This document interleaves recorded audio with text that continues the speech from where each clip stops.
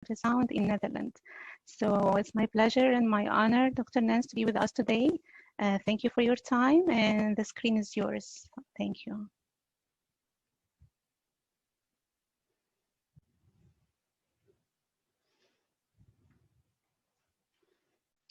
So hi there, everyone. I hope you can hear me all right. A big shukran to Dr. Iman Tafik for organizing this wonderful course, even in the difficult times we now face. And especially from my side for inviting me to talk to you about muscle ultrasound, which is sort of a step aside from the normal nerve pathology. So I'm from Nijmegen in the Netherlands. It's currently 36 degrees centigrade here. So if I appear a little heated, it's not the course, but it's just the temperature. Here are my conflicts of interest. My employer gets all the benefits from this. And then we can start with the talk itself. So I think the first thing, and I think also the main thing for muscle ultrasound, is on this slide.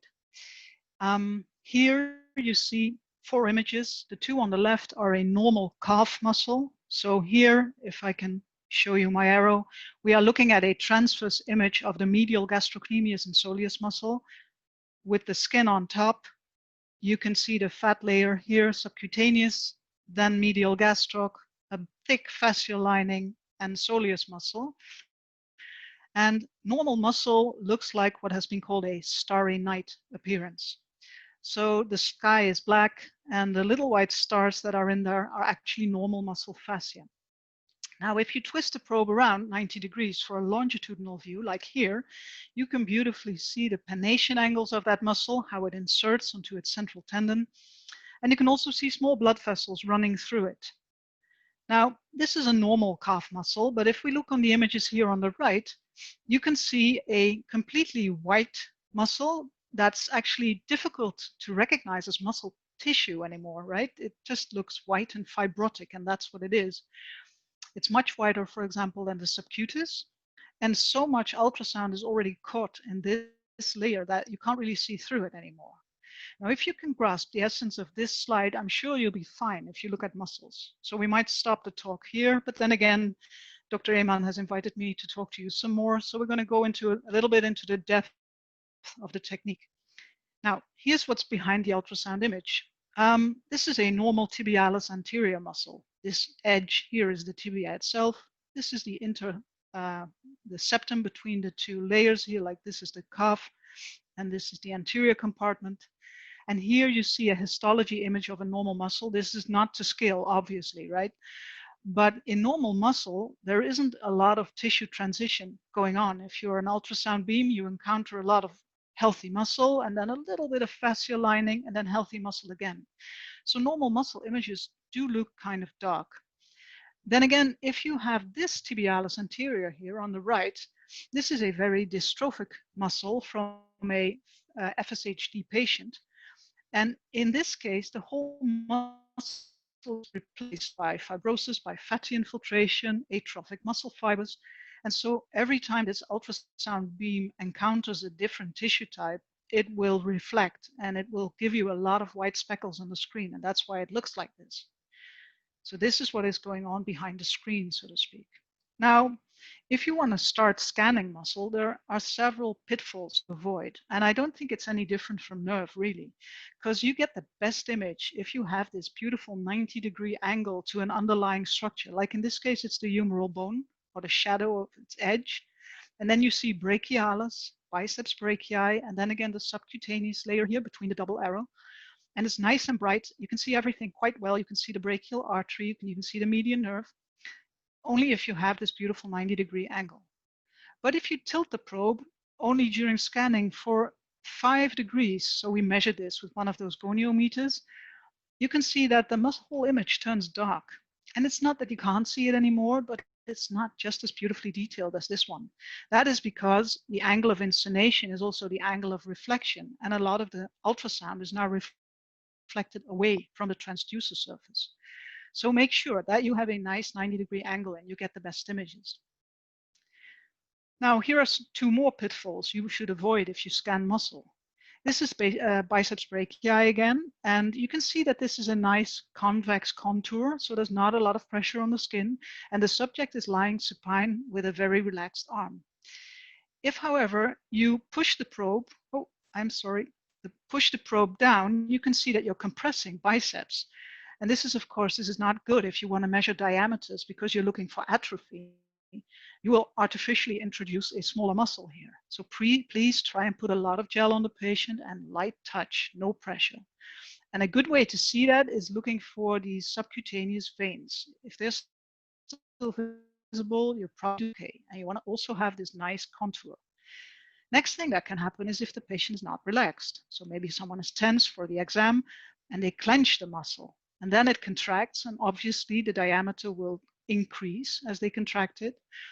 And that will give you another false measurement if you're going to measure this. Also, the ultrasound echogenicity, so how white or black it is, will slightly decrease if they contract. So please make sure the patient is relaxed and don't push the probe. Now here are 4 sets of slides showing you a basic muscle ultrasound protocol.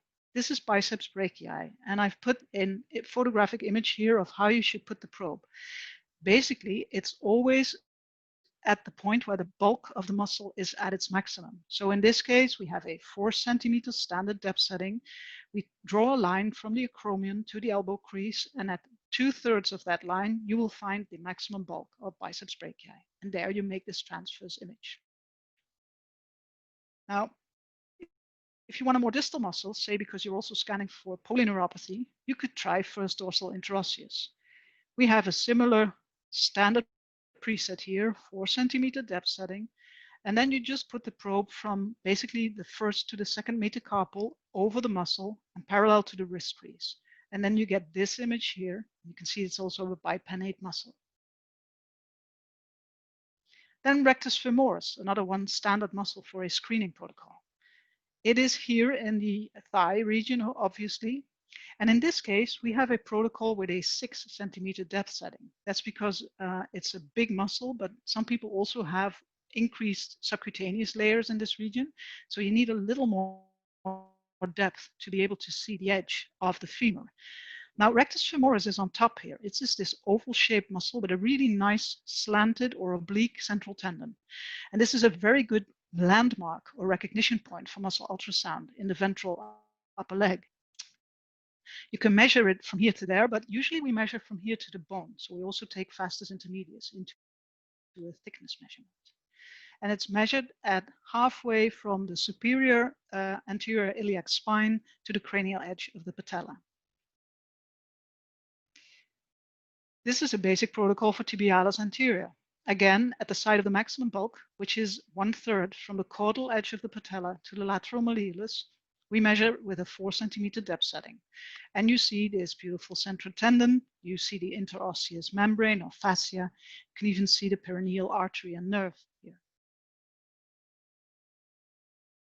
So what good is it to you? Well, if you are looking at nerves anyway, it's a very quick way of assessing someone's anatomy from the inside. You don't need to guess based on the outside features. You can just look. If you want to, for example, put an EMG needle in flexor carpi radialis, but not pronator teres, here's the image that will show you which one ends where. And if you have an ultrasound machine that has this beautiful panoramic option, like your iPhone, it can zip images together to create a large frame where you can sort of anatomically walk through the whole extensor compartment. This, by the way, is great for teaching. Now, if you're interested in sports physiology, you might be interested in muscle architecture, because if you have a longitudinal view, you can see these beautiful fiber directions and the pannation angles, and that will, from there on, you can calculate muscle force capacity. And you can also see that the muscle structure differs, right? This is a longitudinal fiber array, and this is a nice bipinnate muscle pulling on a central tendon. Now, longitudinal scans are also very nice if you think someone has a muscle trauma, for example, a tear. And this is a normal gastrocnemius muscle with here the arrows are pointing to a fascial layer separating from the soleus. And here you see someone who just ruptured that, and it's a hematoma. And it's easy to diagnose, and these disruptions are best seen in the longitudinal plane. What's great about ultrasound, though, is that you can also make videos and you can look at people moving or muscles moving. Now, if you're looking for anatomy and, for example, you need to find the deep flexor of the index finger, it's kind of hard in this deep flexor compartment in the forearm to say where it ends and where it starts. But if you have someone move or you move their fingers, you can see it. This is the thumb flexing, so FPL. This is the index finger flexing. This is the third digit. This is the ring finger, and then the little finger. And now you can be very precise where which muscle is and how you should approach it, for example, with your EMG needle. And that might look like this. If you want to really be sure where that needle is going, why not put the ultrasound over it and see where the needle is? So this is a needle in opponent's pollicis where we need it to be for some reason and not in APB. And if you have this, it's called an in-plane view, the whole needle is in view, you are very certain that you're not piercing anything else, you're not going through blood vessels, and you're exactly where you need to be. But the good thing is that sometimes with ultrasound, you don't need to put an EMG needle in all muscles. So again, this is a calf where you have the medial gastroc here, lateral gastroc there, soleus muscle underneath, that's a big chunk of muscle, by the way, and then the tibialis posterior and the deep flexor compartment. And on this side, it looks kind of okay. You can see the starry night, you can see that it's muscle, you can still see through it. But here on the right, there has been an S1 radiculopathy, and now you see the medial gastroc is affected. There are some remaining areas of normal muscle tissue, and then the lateral gastroc is also affected, but less so, so that sort of fits the pattern of S1. And then this is so fibrotic, the medial gastroc, that you can't even see soleus or the deep flexors anymore. So in this case, if you have a little bit of experience, you don't need to put the EMG needle in because you know what it's going to show in this muscle. It's going to show you fibrosis, so no insertion activity, and then some remaining areas with denervation. Now, here's a great example of scanning for pathology with dynamic or video muscle ultrasound. This obviously is an abnormal muscle. You can see the humerus here, this shadow. This is brachialis and this is biceps brachii. It doesn't look okay, right? This is someone with a pathology. But if I turn the video on, you can see little chunks of muscle that start moving and twitching about.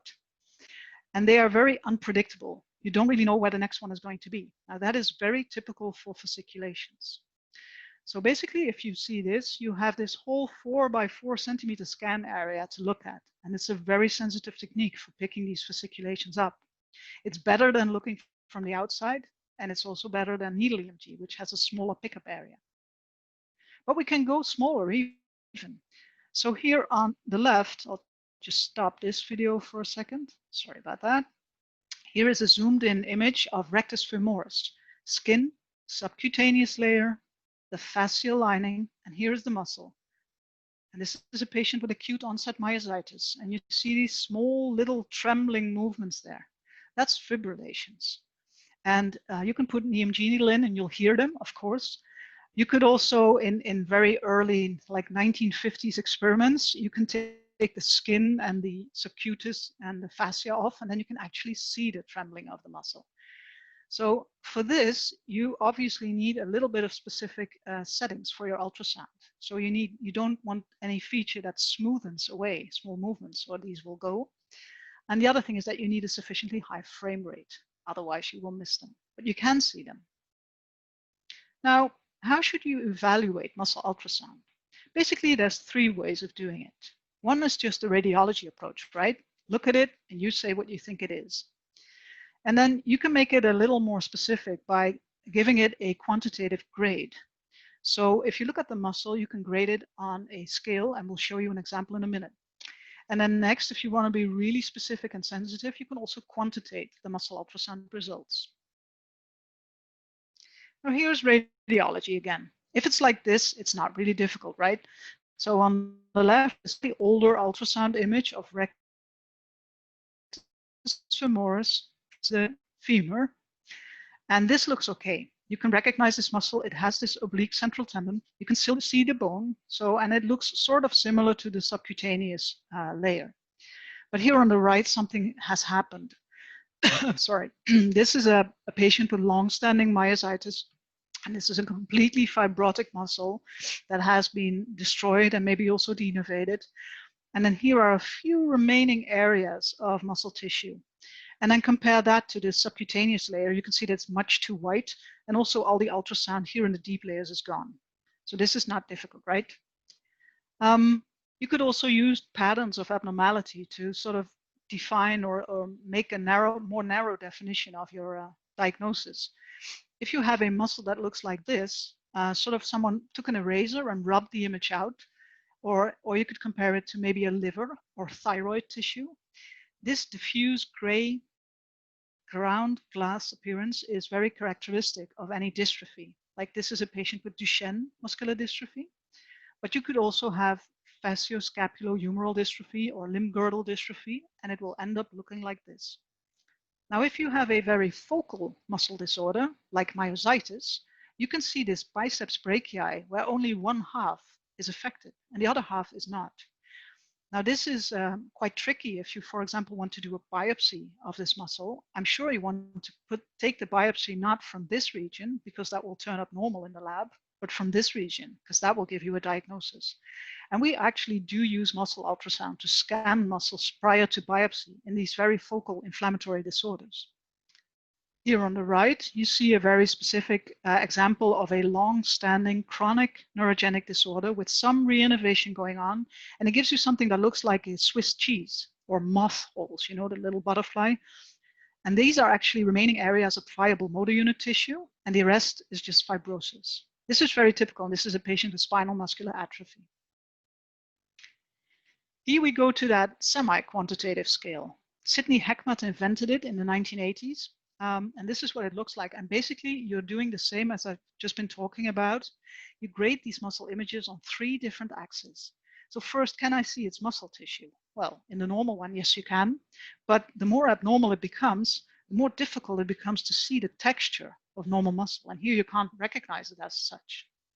The second thing is how white or black is that muscle compared, for example, to subcutis? Well, here it's okay, you know, they are sort of the same.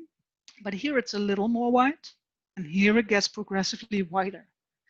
And then the third feature that you're looking for is attenuation of the ultrasound beam. So can the sound still get through these deeper layers? Well, here it can, but here the bone shadow becomes less, and here it's gone. So those are the 3 things that you grade for. Can I see its muscle? How white is it? And can I see through it? Now, there are some pitfalls in using a visual or Heckmat evaluation. And the main ones I've listed here. So every muscle in your body is a little different, and they all look different with ultrasound. So you need to get to know a lot of them if you're going to look at a lot of them. And then if you, for example, work as a consultant in different hospitals, you will probably have different ultrasound systems, and they will show you a different picture. So you need to get familiar with the system or systems that you're using. Then there's also patient variation. We know that echogenicity increases with age, and it increases with your body mass index. So if someone is really obese, they can have Heckmat grade 2 or 3 muscles, but they are still normal, so to speak, for that person. And then your eyes are very contrast sensitive, or not really your eyes, but your brain. So if something's very white, the thing next to it probably looks a little blacker. And of course, it all depends on your experience. How many muscles have you seen, and do you know what you expect for this patient? I'm going to just walk you through all these factors one by one. So here's an example of all muscles that look different. This on the left is a sternocleidomastoid, and it has very little connective tissue. It's very black. But on the right is that gastrocnemius again. You saw it in the beginning. It has more connective tissue. It's a tougher muscle, so to speak.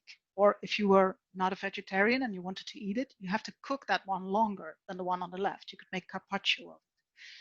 So this is an example of muscles that look different. And then here is 2 images of exactly this region, but then with 2 different systems. And you can see the huge difference in echogenicity, so how white or black the image is, and also in the definition of the fascial linings. And you need to accustom yourself with these different systems. Here's an example of how echogenicity increases if someone ages. I've put 3 images here of rectus femoris. So that is the oval muscle on top here. And this is again the femur. And this is a 5-year-old. Of course, her muscles are a little smaller than the adult ones, but you can see they're nice and black, same as the subcutaneous layer. And then here's a person of 49 years old. They all have normal body mass indexes for their age, by the way, and it's a little more grainy or white already. And then if you turn 75, like here, the muscle becomes really a bit whiter. And you can't see through it as well. So this is a HECMAT grade 2 muscle already, but it's not pathology, it's just age. So here's the other example of how your echogenicity increases with your weight. I think you are aware that if you increase weight, you need to put the excess fat somewhere. And usually it's in the subcutaneous regions, in your abdomen, etc. But you also store fat in your muscles. And that leads to this very white, blurry rectus femoris here. There's also a much larger subcutaneous layer. I'm sorry, this is sort of sliding, so I'm going to move that. So this actually has not a normal HECMAT grading scale, but it's what you would expect for a person with a BMI of 38.2. Now, maybe you've seen this before, but it never ceases to amaze me. The inner rectangle in this little image is equally gray all over. It's the same shade, but I cannot make my brain to see that unless I take it out. And that is what I wanted to tell you about contrast sensitivity. If you see something dark, the next thing is going to look a little brighter, and vice versa. And that is sometimes it's a pitfall, because if you look, for example, at this forearm flexor region, here is the radius, here is the interosseous membrane, and this is flexor carpi radialis. This is palmaris longus here. And this muscle looks sort of okay, but also because these deeper muscle layers, they are quite white. And this is actually a patient with inclusion body myositis, where the deep finger flexors become affected. But if we do some calculations on this flexor carpi in this 75-year-old female with a normal BMI, you can see that it has a z-score, meaning the number of standard deviations above the mean, of 2.6, meaning that this FCR is very likely also abnormal.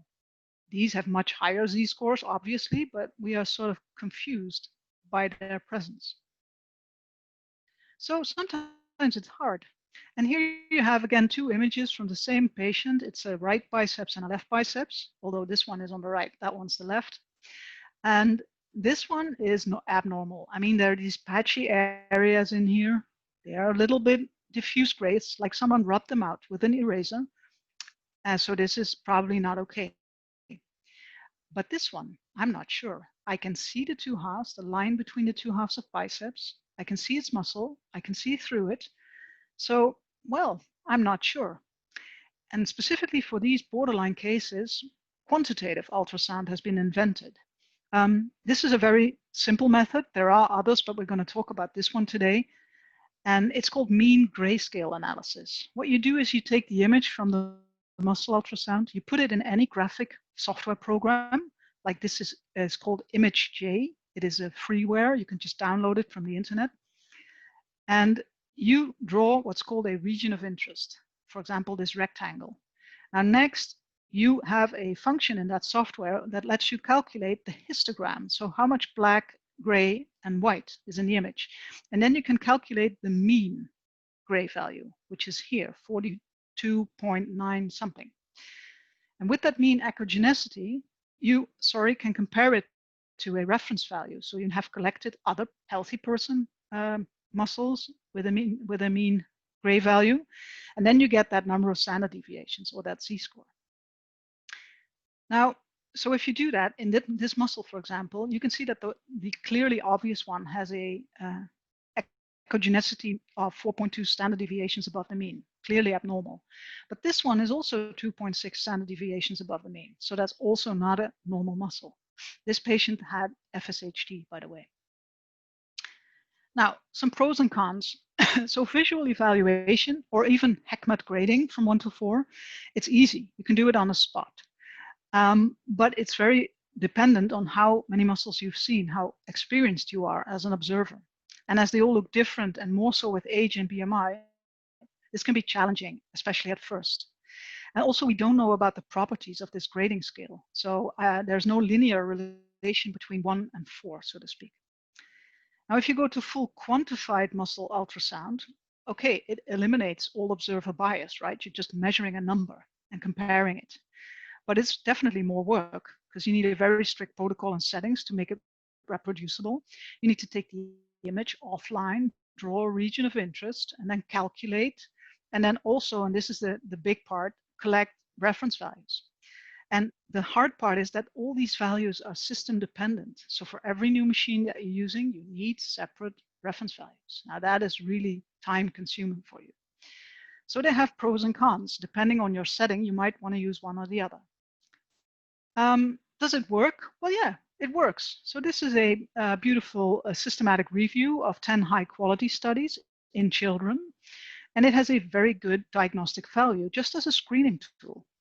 And in kids, this is probably better than, for example, EMG, which is often limited. In our country, we don't sedate or put kids under general anesthesia for EMG. So that was one of the reasons that we started doing this. Here are some other numbers from the literature. I think one to remember is that if you're looking at it and just saying if you think it's abnormal or not, you're going to be around 70%. If you quantify the results, you can take that sensitivity up much higher, obviously. But the good thing is that if you have someone with a really clear, let's say, classic neuromuscular disorder like SMA or like Duchenne's, you will always find these people if you scan their muscles. You won't miss them, so to speak. If they're abnormal, you will find it. Here are some of the numbers from fasciculation screening and for ALS. So you will find 20 to 30% more for 6. Going to talk about that a little bit more in a minute. Even if you just model with screening, you can tell ALS patients apart from clinically relevant mimics like radiculopathies, IBM, etc. So it's a good tool. If you're going to look at respiratory function, I think one of the best papers out there was the one that described how you could use ultrasound in phrenic neuropathy. It's very sensitive, more so than making x-rays or doing EMG, etc. And it's very patient-friendly. And it's kinetic. You can see the diaphragm moving, and so can the patient. Now, Dr. Aman has been so kind to allow me a few more minutes to show you some practical applications, just to give you a little more idea of what you're going to look at if you're going to do this. So this is a no-brainer, really. A 3-year-old boy walks into your office with his mom, and they are describing that he's always late in his motor milestones. He only walked at the age of 2 and he waddles, and he can't really run. And he's also easily fatigued. His sister doesn't have this problem. And in our center, we screen kids with ultrasound. And then only if they're abnormal or you're in doubt, we do other invasive testing as a screening tool. Obviously, if you think they have a specific neuromuscular disorder, we do genetic testing or biopsy, etc. But this is the screening. Now, in this kid, if you had that ultrasound machine in your office and you were just going to put that on his lower legs, you would see this. So here are his calf muscles. First thing you notice is they're not okay, right? So this is already whiter than the subcutaneous layer. And this one's completely white. You can't see through it. So that's HECMAT grade 4 and HECMAT grade 2. But the other thing is it's also very asymmetric. This might surprise you, but it's quite normal in any generalized dystrophy to start or be asymmetric somewhere in the course of that disease.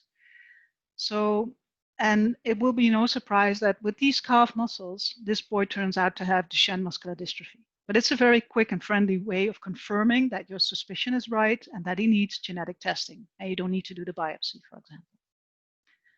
Now, here I'm going to take a few minutes to go into what you can see in neurogenic disorders with ultrasound, because they are not as uniform, so to speak, as the muscle pathologies or the genetic muscle pathologies.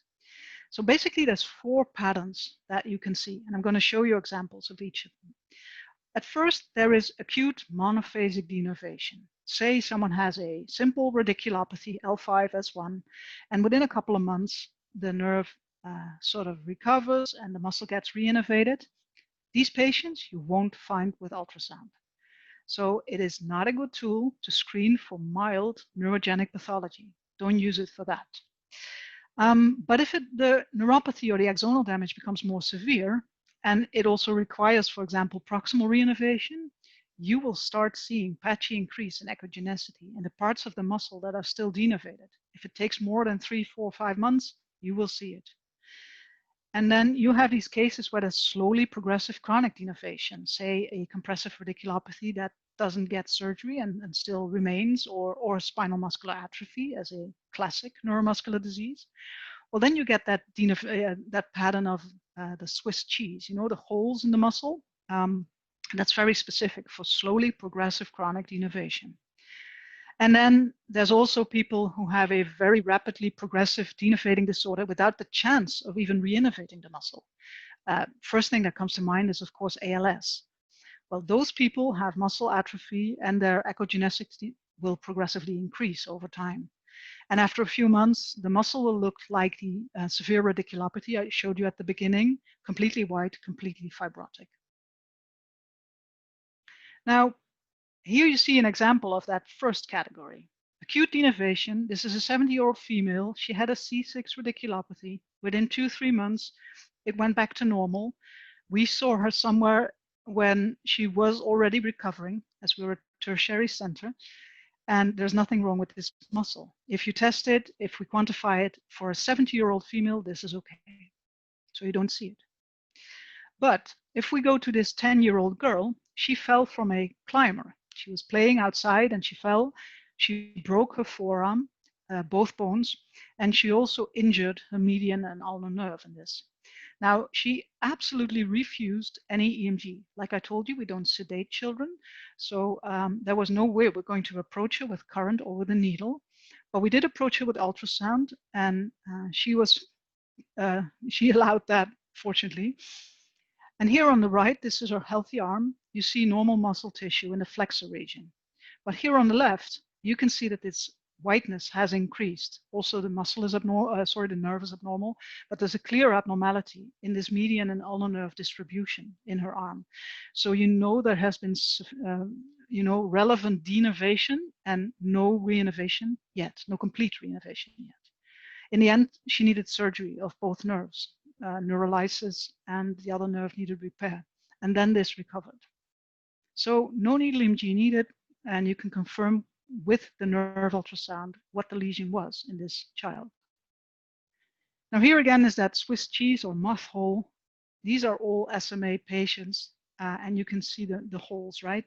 So these are the remaining areas. If you wanted to look at motor units in these people, stick them in one of these black areas and you will find them. Otherwise, it's just fibrosis. And finally, this is the complete denervation without any reinnervation. It's just a very thin, very fibrotic layer of muscle. If you put an EMG needle in it, it's tough, right? You can't even sort of move the needle around, and there's no insertional activity, or maybe a little bit of small amplitude denervation like fibrillations and spikes, but that's all. So we've seen the different neurogenic stages. Let's look a little more into muscle ultrasound practically for its use in ALS. If you have the machine, you can use it to get laboratory support for this diagnosis. Obviously, it's a clinical diagnosis. You need central and peripheral nervous system pathology for it in regions. But if you're in doubt, and you can really do fasciculation screening, I would recommend it. You don't need any reference values for it. Just look at the muscles and then say if they're fasciculating.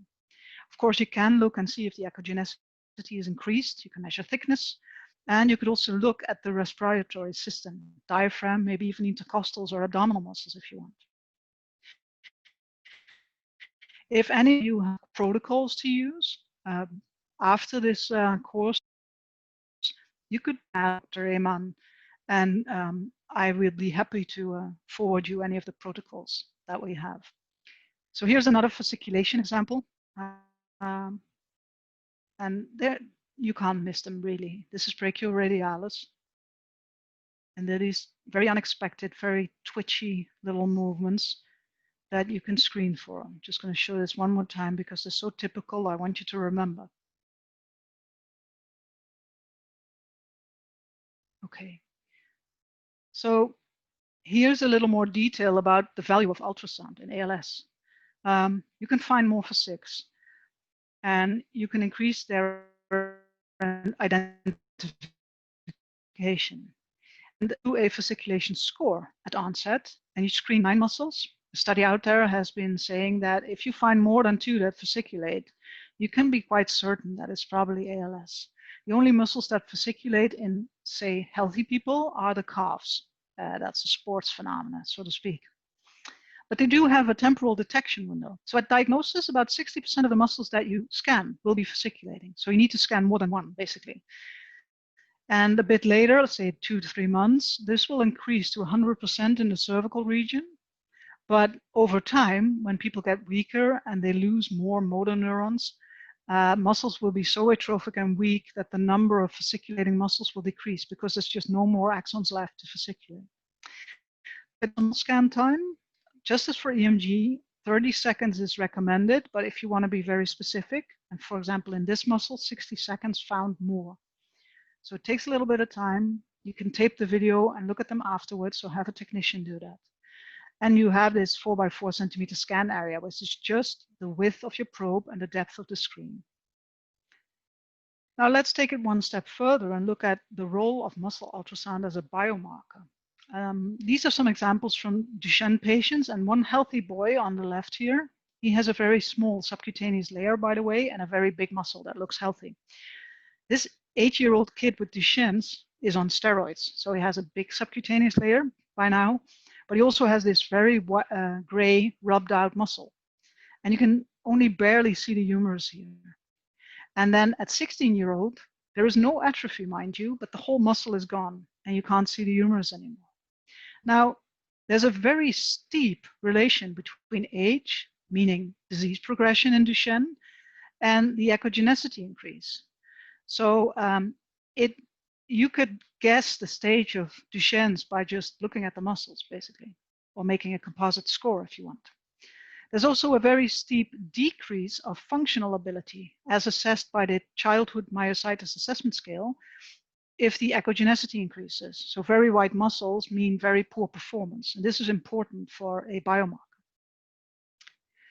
Another example, and a little bit different use, is this. This is a big group of people with FSHD, so facioscapulohumeral dystrophy. We followed them for a year, several clinical measures that are recommended in FSHD and ultrasound, both visually and quantitated. And then we found that the clinical measures did not change for this group. So there were individual people who got a little better or a little worse, but as a group, the individual measures did not change. But the ultrasound did, both visually and quantitatively. There was also a pretty good correlation between the two of almost 0.8. So this seems to be more sensitive in FSHD than the clinical markers. And that is good news if you want to do a trial. You need a sensitive biomarker. So just let me round off this talk by some tips, practical use. If you're here in this course, I assume you are interested in doing this sort of ultrasound. And mostly you're probably going to be looking at nerves. But if you do have the machine and you have the patient, then just also look at muscle. That will be the first tip. And then if you can, use a strict protocol and settings so you can reproduce how the muscle looks in your mind. Always look at it visually and evaluate it. Do you see its muscle? Is it very wide compared to its surroundings? Can you still see through it?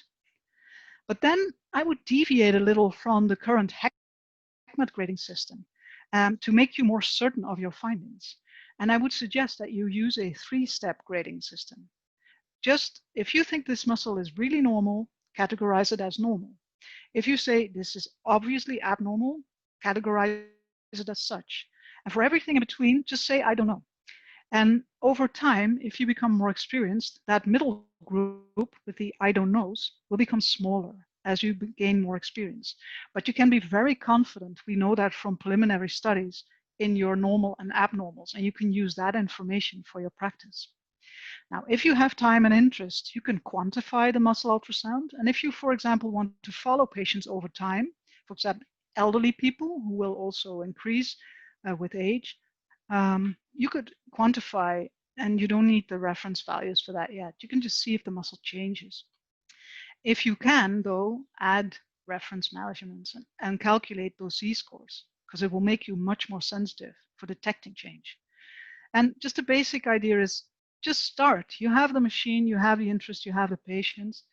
start looking at muscles, and in the meantime, be assured that there's a lot of research effort going on to make this implementation of muscle ultrasound easier for your practice. Thank you very much, and I hope you enjoy.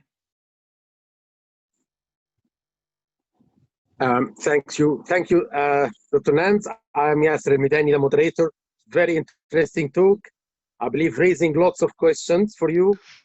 There is a question saying perivascular muscle injury. Does it result invariably in fibrosis? How to prevent fibrosis here, and PRP injections? So the first one, perivascular injury, peripheral, yes. Like atherosclerotic disease. Yeah, it could be. So if you have critical ischemia of the muscle, you will probably end up with a fibrotic muscle, and it will look like the others that you've seen that resulted from a neuromuscular pathology. It sort of depends on how viable the tissue still is. So, but you could use it to gauge, the level of abnormality in that vascularization. I'm not sure about prevention, though. I think that fully depends on the cause of the vascular problem, probably. So if it can be revascularized, or you can graft it, or whatever.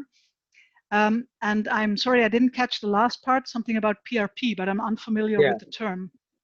Yeah, it's platelet-rich plasma. Oh, okay. So I must say I don't have much experience with that treatment in a focus of neuromuscular disease. I know it's used for musculoskeletal ultrasound in the treatment of tendons, but I'm not sure as to its current value. I'm not a rheumatologist or MSK doctor, so I'm sorry, I have to let that one go. No, that's fine. Is this basic protocol suitable for pediatric use also? Yeah, it is. It was made for pediatric use. So the main idea was to develop a method that would sort of painlessly screen kids as quickly as possible, and they wouldn't need to lie still. So the basic 4 muscle ultrasound protocol was developed for pediatric, and it's been best validated also for that category, although you could also use it in adults. I must admit that we have, I think, protocols for 35 or 40 muscles by now. So again, if someone's interested, just send me an email. Yeah, and there's a question, how muscle look like in spasticity and contracture with spasticity? Oh, that's a very good question. So right now, we are talking about peripheral nervous system disease, but we know from studies in, for example, stroke patients, that muscle also changes in central nervous system disease, and probably because there's a phenomenon going on called secondary, neural degeneration. So if you have a first motor neuron disorder, the secondary motor neuron also gets damaged. And we know from other studies in EMG that for example, the first 6 weeks after stroke, you can even find denervation in muscles on the affected side. So we did a study where we followed chronic stroke patients with a peroneal nerve stimulator, and you see that all the stroke affected muscles are also white. And you could even use that as a biomarker to, look at the effect of such a stimulator. So of course, you should use this technique within the clinical context. If someone has an obvious central nervous system disorder, then be cautious to interpret it as an additional neuromuscular disease, for example. Any specific criteria to diagnose a calf muscle pump dysfunction using pinnate angles? Ooh, I'm not sure if someone looked or connected those 2 dots yet. So I know you can calculate the potential force generating capacity from this angle, but I'm not aware of any studies yet that have looked at it. So if someone has the right patient and is going to do this technique, I think it's worthwhile, because it's interesting to know. Yeah. Is elastography valuable in differentiating different muscle pathologies? That is also a very good question. So we know elastography will change when the muscle elasticity changes, obviously. So in people with chronic neuromuscular disease like Duchenne's with a progression, you could actually also use the elastography measures as a measure of the disease severity.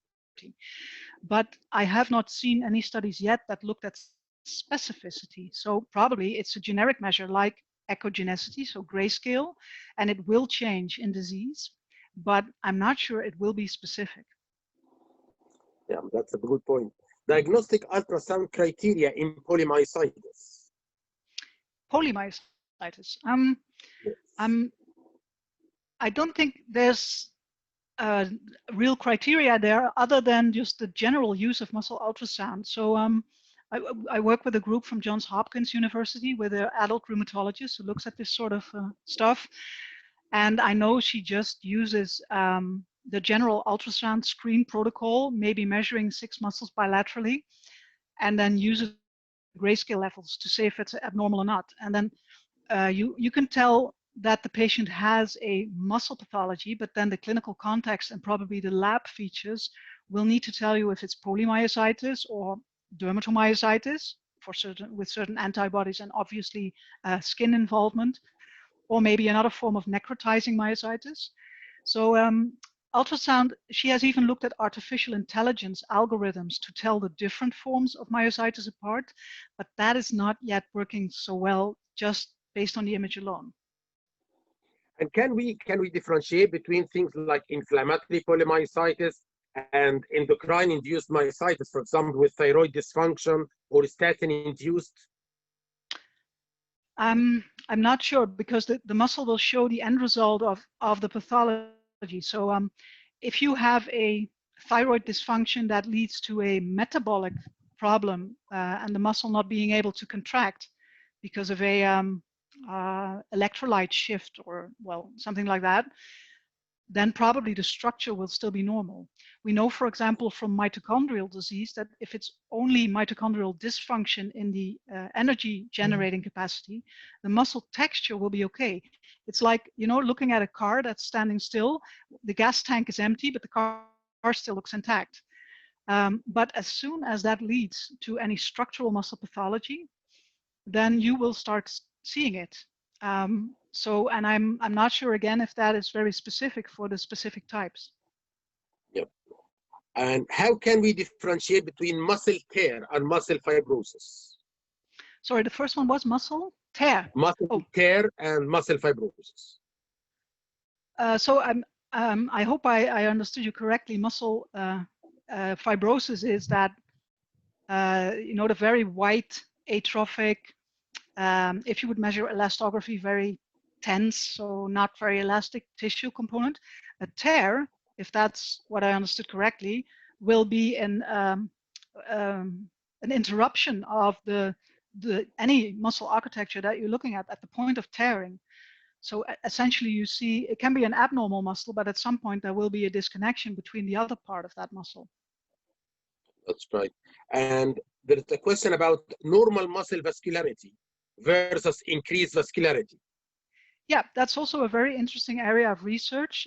So people have also looked, for example, in myositis at power Doppler or other Doppler techniques to measure vascularity. And sure enough, if you have acute inflammation, you will have increased vascularity. But the difficulty here, even more than with the gray level, is that there is no standardization of any of these measurements. And it also depends on how the patient walked or came into your lab. If they just had to run up a pair of stairs or from the bus to your office, they will have increased vascularization just from activating the muscle.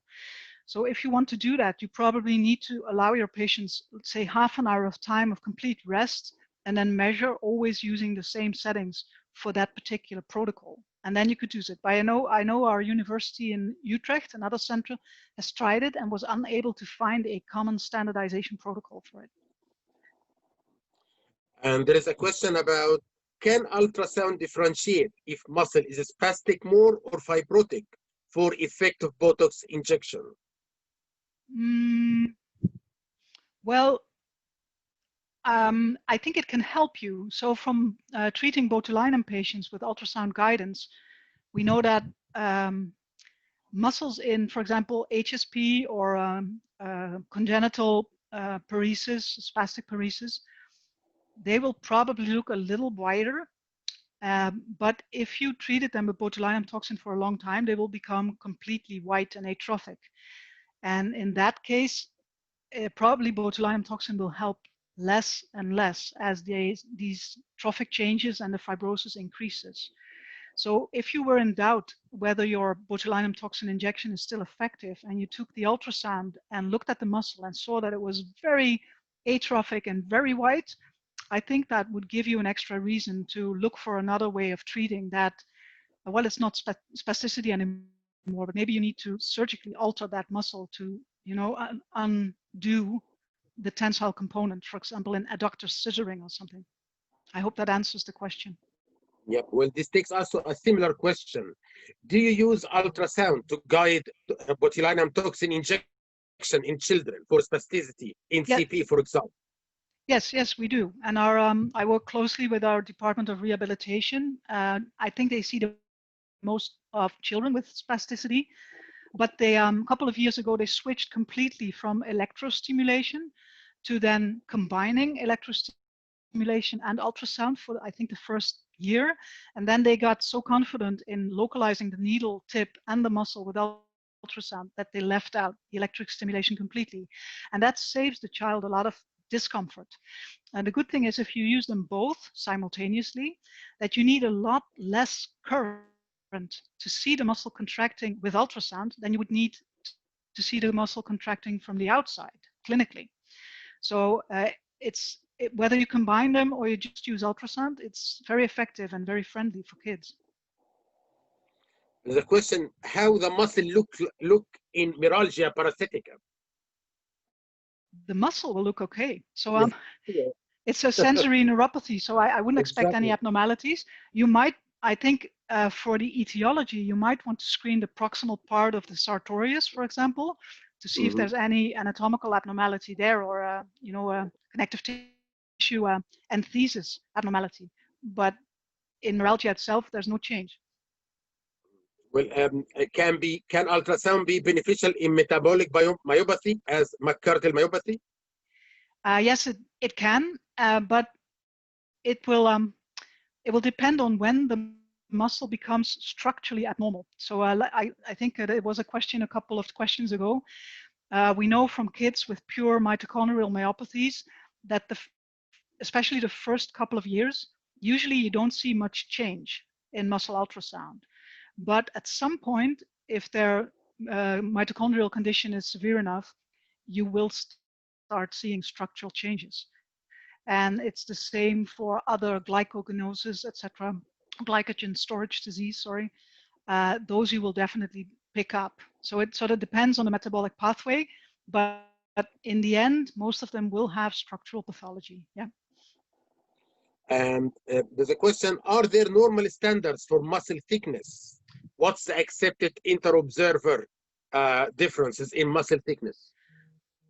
So yes, there are different publications out there with reported diameter measurements, sometimes only the muscle, sometimes to an underlying structure like a bone. I think what is not yet available is an international consensus on the measurement location. So each group has defined their own protocols and then started measuring for that particular population. And I think that if you're looking for literature, you might so specifically look for, is there anyone with my type of population here? And then use that same protocol, and then you can use those reference values. So internationally, there's still a lot of things that need to be standardized, and I think this is one of them.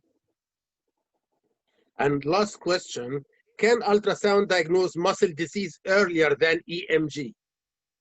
Ooh, I'm not sure by itself if the technique, because they both depend on the same pathology, so to speak.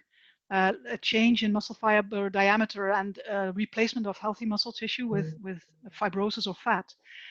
But I think the good thing is that if you talk about an early onset myopathy, it's much easier to screen kids, a lot of muscles with ultrasound. And the same still goes for adults. So I think for ALS, for example, our EMG protocol needles 10 to 12 muscles max, but our ultrasound protocol looks at 35 or 36.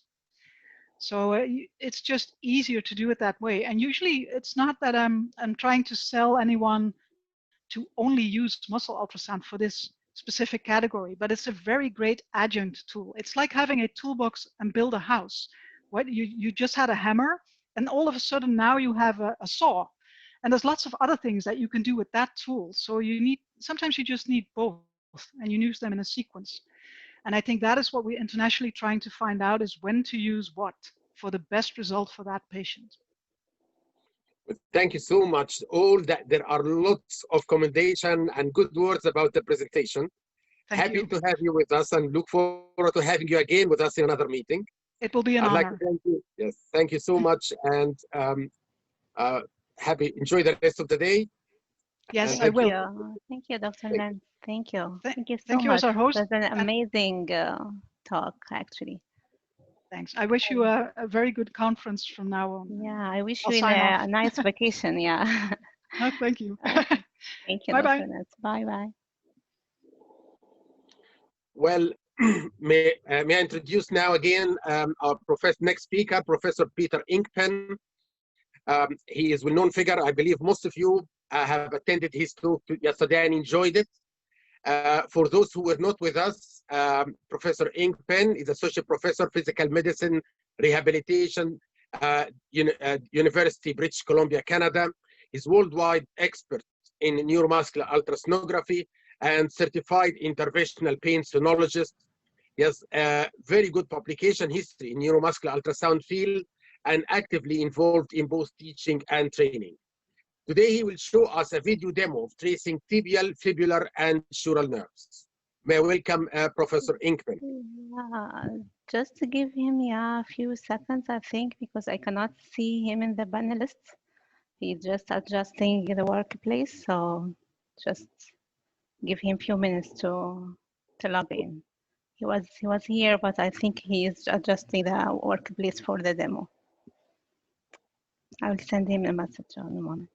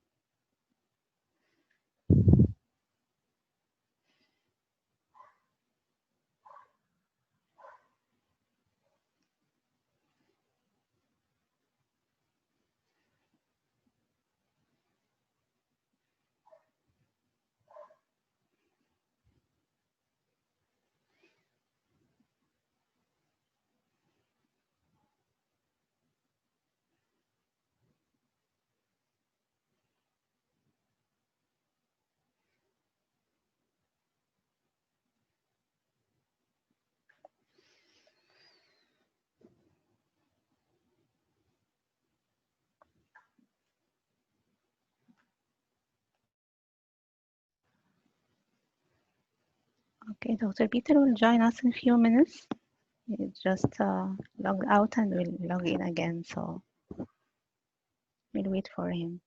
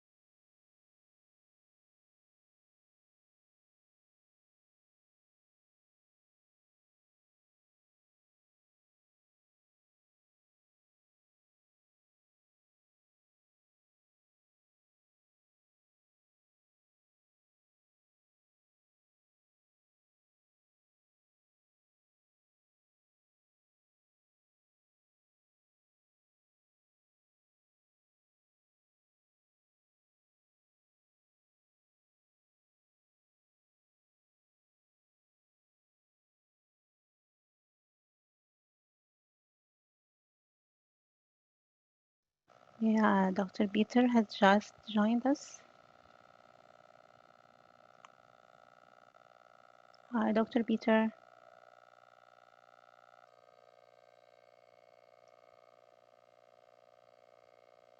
Hi, Dr. Peter. We are ready for you if you are ready.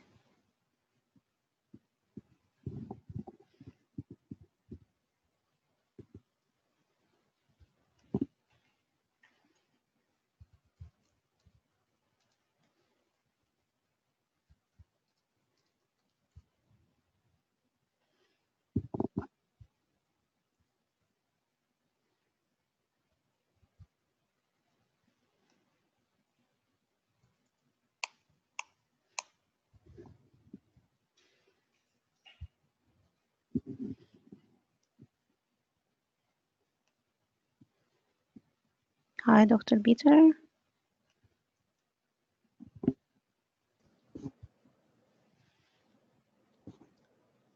Hello. Hello. Hi, Dr. Peter. Hi. Hi. We are ready for your talk if you are ready. So, I thought my talk was in an hour from now. really? No, Yeah. it's six this time. Dr. Oh. Nance has just finished. Oh, great. Okay. All right. Then let's do that. I will. You can see my arm, right? Yeah, And I can see as the screen, but yeah. you're appearing in a part of our screen. So yeah, I can see you. Yeah. Can we maximize the screen? I think the share, Hold or on. because I see the screen in part of my screen, not Do you as an see? expanded Do you view. see the ultrasound as Yeah, well? I see the frozen image of ultrasound. Yep. Then you can see my cursor moving around. Yeah, I Perfect. see it. Okay. Just give But me. I see it is a small window. I know. It's That's just. It's We'll get there. Just give me 1 second, Okay. okay? Yeah. Yep. Okay. Take your time.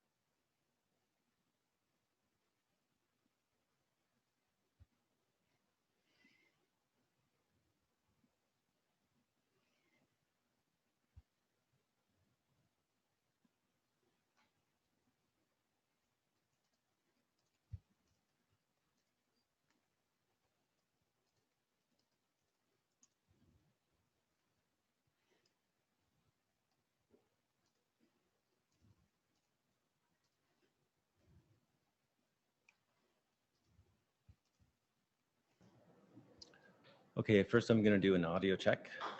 Okay. What's that? Sean is here right now, so I'm just going to ask him. Yeah, just ask him. Yeah. So, okay, Iman, can you? How's the audio? Can you hear me? Okay. Yeah, I can hear you very well. Okay. Good. Okay. We'll get the. We're just gonna. And then how's the lag? No, it's great. There is no lag so far. Oh, wonderful. Okay, Yeah, then I can then see now. good It's stuff. really Sorry, great. my apologies to the entire group. I've had some technical difficulties with my recording equipment, and I had some technical difficulties with the mechanical issues at the office as well. So we are going to get to this. I also had the wrong time, of course. And I thought it was an hour, so I'm just rearranging Yeah, some patients. if you prefer, yeah, if you need more time, I can start with my talk and then you adjust your place. If you prefer that, I can do that. No, we're pivoting right now. Oh, Yeah, it's okay. yeah. We'll make this this work. I just wanted to make sure that everybody can see me. And are we can? Okay, all right. Let's get on with the show. Come on up here. Shoes off? Yeah, shoes off. And yeah, yeah, we're gonna do left surl first. Yeah. So yeah, just hop up here. And then, yeah, roll that way. Good stuff. And move down. Actually, can you move up a little bit, Claire? Let your head on all the cords.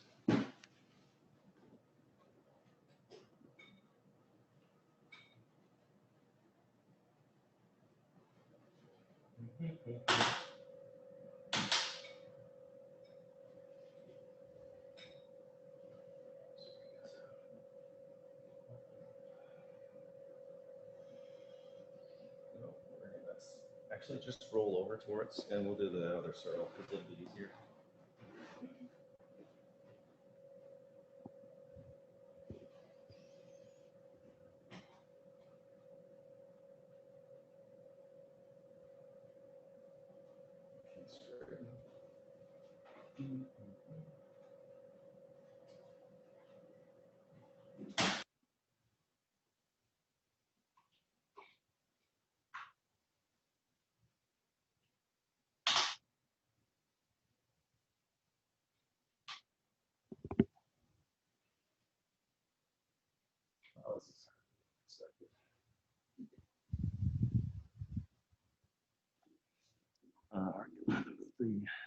Yeah, you're still gonna have to move up a little bit here.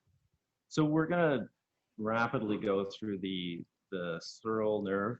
Okay, I just want someone to pipe in if you can't hear me. Okay. Yeah, we can all see my hand.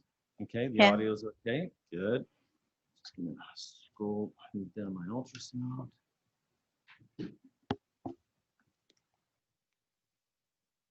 All right.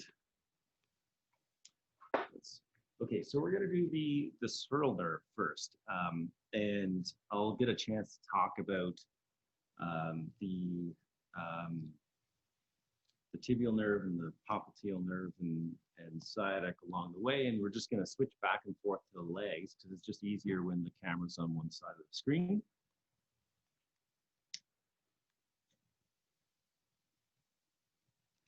There are several different ways to go about the sural ultrasound evaluation. I prefer doing the sural like this in a side lying. You'll see in Jeff Trakowski's book that he likes to do it with the patient prone, but I find that this is certainly adequate. So you need lots of gel. I'm using my arrow. Okay, so I'm using an 18.5 linear transducer. I'm got superficial imaging preset, and I'm going to localize my sural nerve first off by ensuring that I'm on the lateral aspect of the leg. how many times have I been rushed in the clinic and I'm on the medial side of the leg looking for a sural nerve.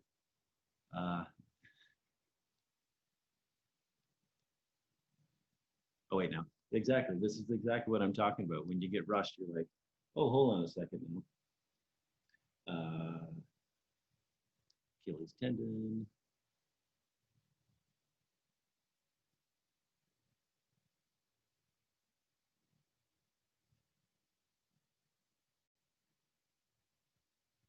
Good. Okay. So ultrasound scanning is dynamic. And this is the elevator technique that I'm using to cue myself on where this sural nerve is, okay? And I understand that the screen is a little smaller than we would like, so what I'm going to do is try and maximize the image as best as I can, okay? Now, localization of the sural nerve. We're going to find the Achilles tendon first. I like to find the Achilles tendon because it's very defined. And just anterolateral to the, or anterior to the Achilles tendon is the sural nerve. There's going to be a few fascicles within the sural nerve at this level. So here we are. It's in amongst this fibroadipose tissue here.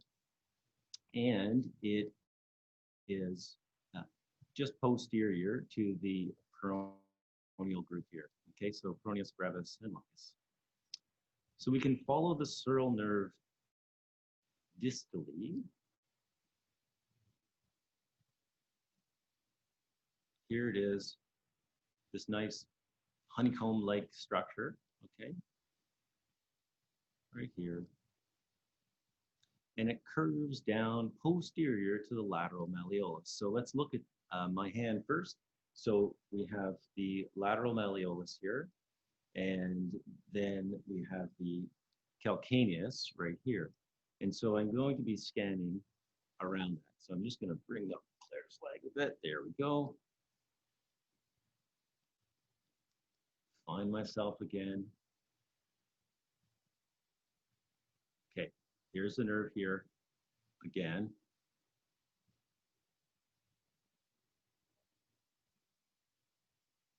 There.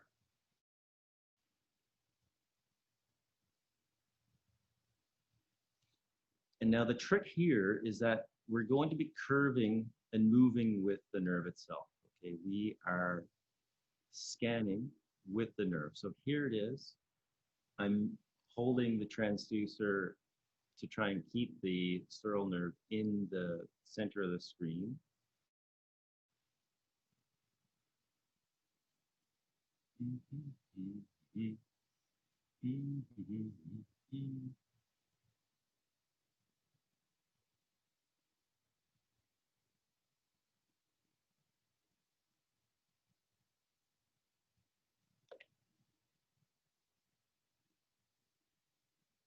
So here. So this is our usual recording site at the for nerve conduction studies, and you can see that we've got, you know, at least a ½ centimeter tissue here that is overlying the sural nerve, and this is an excellent place for edema to set in. I love to use ultrasound to teach learners about the location of the sural nerve, and then to watch its branching here. So here we have the sural nerve branching right over the lateral malleolus. Okay, so we've got sural branching here, and then the dorsal cutaneous portion of the sural nerve, dorsolateral. Slipping over and running over EDB and down into the foot.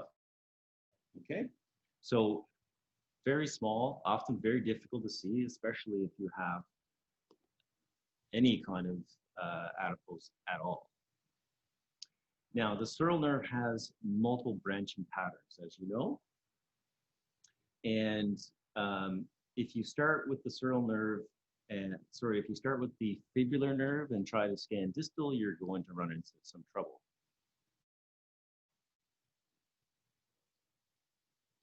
So we're going to follow this guy here, okay?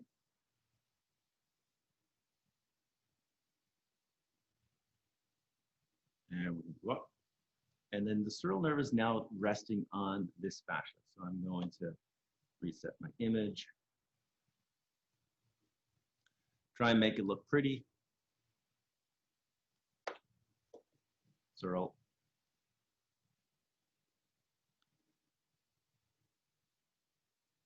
Sural right here.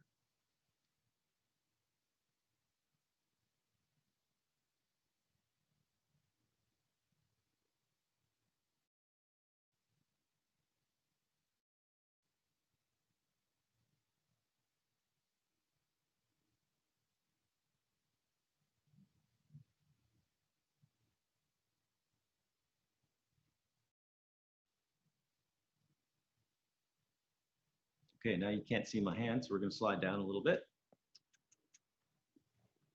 Keep going, keep going. Good, excellent, good stuff.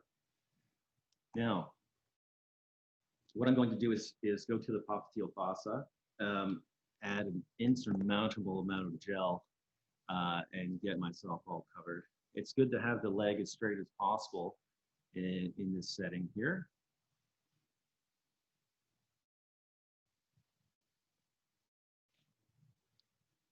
So we've got, so I've never seen this leg before, so you're getting the real experience of how to get frustrated by finding a nerve. Okay, so here we got tibial nerve, and then we're going to try and find the branching of the sural nerve from the tibial nerve. And often what happens is you'll get lost. You'll follow a fascicle along. Here's the tibial nerve here. We'll wander along, and then you'll see something go off, and you're like, oh, that catches my eye. And well, actually, no, that's a fascicle that's going to innervate gastrocs and soleus. So we'll go back again.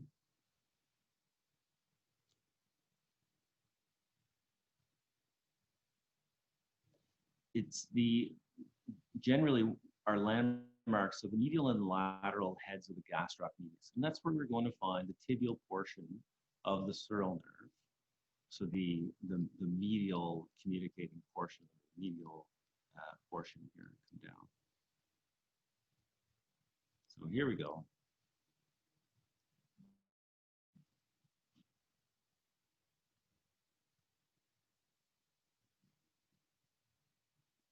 So I found it here. So here it is coming up between those two heads here. And then we just follow it posteriorly down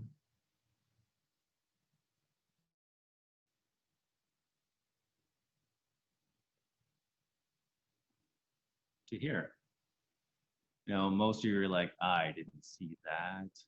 Well, it's true because it's a really small nerve and it doesn't really get organized until we're way down here at the ankle. So it's okay to lose this nerve, okay? You're going to see pathology more likely, much more distal in the leg, okay? And this is where you're going to be taking your measurements. This is where you're going to be starting to first identify the nerve, okay? Now, there are multiple branching patterns of the sural nerve. And personally, I find that it's a little easier to find the sural nerve after it comes off of the fibula. But as you'll find, it's often very difficult to see those. But I find that the fibular nerve gives some good fibers that come off and then travel posterolateral. Okay. So, sural nerve, great. The best use of ultrasound here, besides measuring its size in polyneuropathy, is assisting during difficult nerve conduction studies, reassuring yourself, etc. Okay, moving on to the popliteal fossa again. Slide down a little bit here, Claire. Excellent. Straighten your leg out a little bit. Wonderful. Okay, the technical scanning difficulties with the popliteal fossa. I'm going to start with that. Okay, we have quite a bit of muscle here that's very attenuating, and in most larger individuals, you are not going to be able to follow the tibial nerve all the way.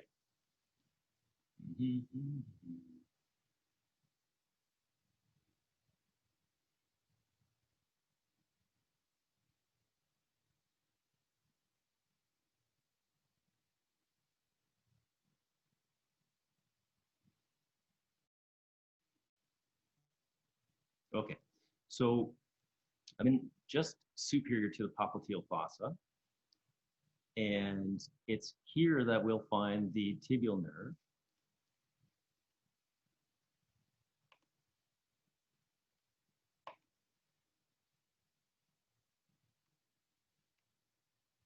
So here's the tibial nerve in the popliteal fossa, right here. It's directly adjacent to the neurovascular complex here, the popliteal artery and so forth.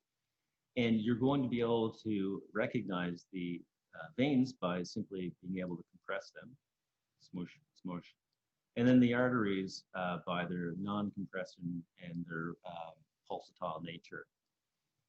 You're going to have some ill-defined tibial nerve here, but with the higher resolution transducer doing some zooming in a skinny patient, you can see the fascicles of the tibial nerve itself. Okay? But in general, you're going to have some difficulty once you get past the femoral condyles. So here we can see the medial and lateral femoral condyles. Let's scan proximal again. Here's the cartilage, this hypoanechoic portion here and here. And it's at this we get quite a bit of anisotropy because the tibial nerve starts moving in a vertical direction. Anytime a nerve starts moving in a vertical direction, you're going to have to toggle your transducer considerably to be able to visualize it.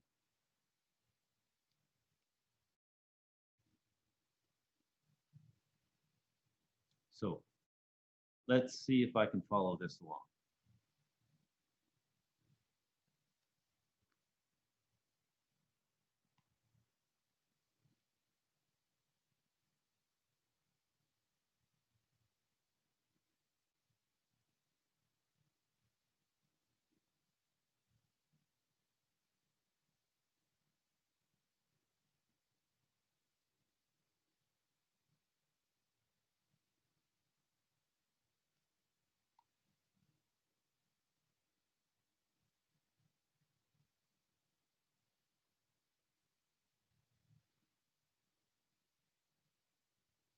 So here's the nerve here. You can see that I'm having to wag my transducer considerably. These are the branches off. There's neurovascular bundles here that are going off to the gastrocs and the soleus. The tibial nerve is following the artery.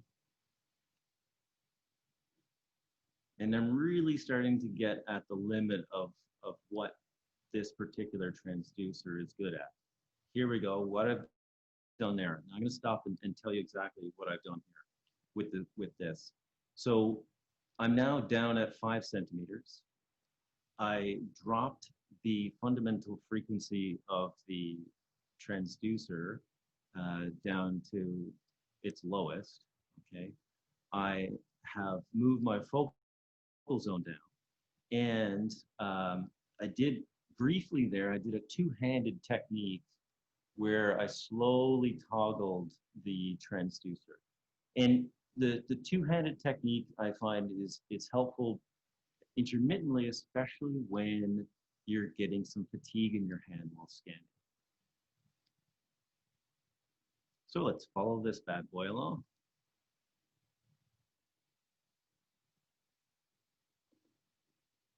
Here it is right here.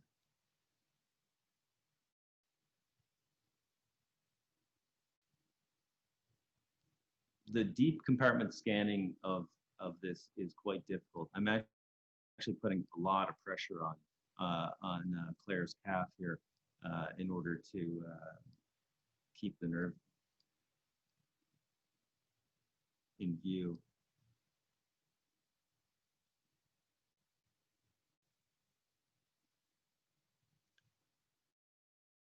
So here it is here. Okay, here's the tibial nerve. And can you wiggle your big toe? There we go. Okay, so we're just wiggling FHL there. Okay, and relax. Good. So, of course, I'm on the wrong side of this individual for the tibial nerve. I just wanted to show you the scanning of this nerve from the popliteal fossa. This is a poor technique for following it all the way along. It's a good technique if you're trying to look at multiple nerves at the same time, like the fibular nerve. So we will go back to the popliteal fossa, and we will next evaluate the fibular nerve. Now, I like to find the fibular nerve here first, localize it at the fibular head, okay? So what I did just there was I went back to my preset and I just hit the same preset again and it resets it all.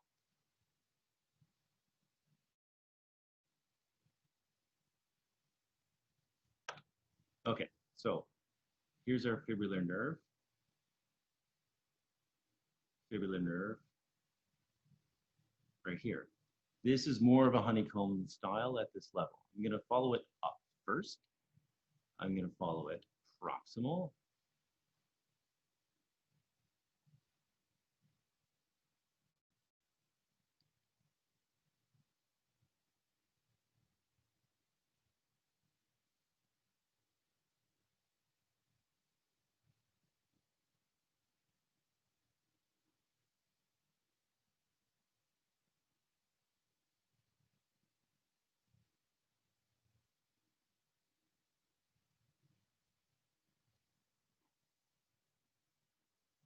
So I had some drag of my transducer on my hand here, which precluded me from wagging adequately. Here's the fibular nerve here. Fibular nerve here. Fibular nerve.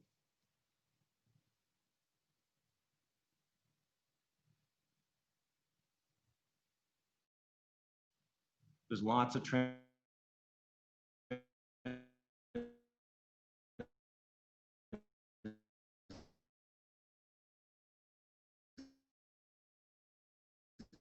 move. My transducer here to get around the fibular head and keep this bright. The most difficult thing about this nerve is following it all the way around the fibular head, and you have to make what initially seem like some fairly extreme movements of the transducer. The other core element of the fibular nerve, and so is making sure that when you're scanning it, that it stays in the center of the screen. If it starts deviating off to one side like this, like here's a fairly standard rookie mistake, is that we're scanning along the fibular nerve, and then I follow where I think the nerve should be superficial, like structurally, but here it is just diving away obliquely. So I'm going to go back, and I'm going to keep it in the middle of the screen. I'm going to rotate. I'm going to rotate. I'm going to rotate here. And this is where it starts to split. And then we'll look at it in long axis here.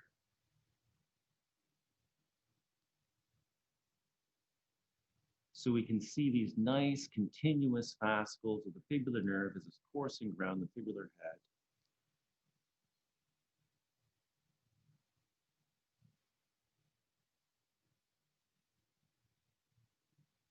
And you can see that the nerve is coming down, the nerve is going up, and it's requiring a fair amount of movement of the transducer. Here it's running very oblique over the fibrillar head,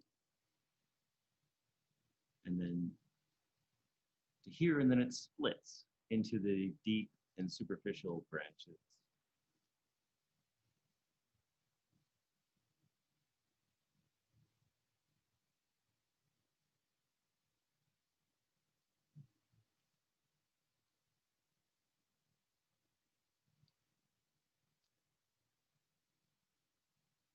The deep branch of the fibrillar nerve rests on the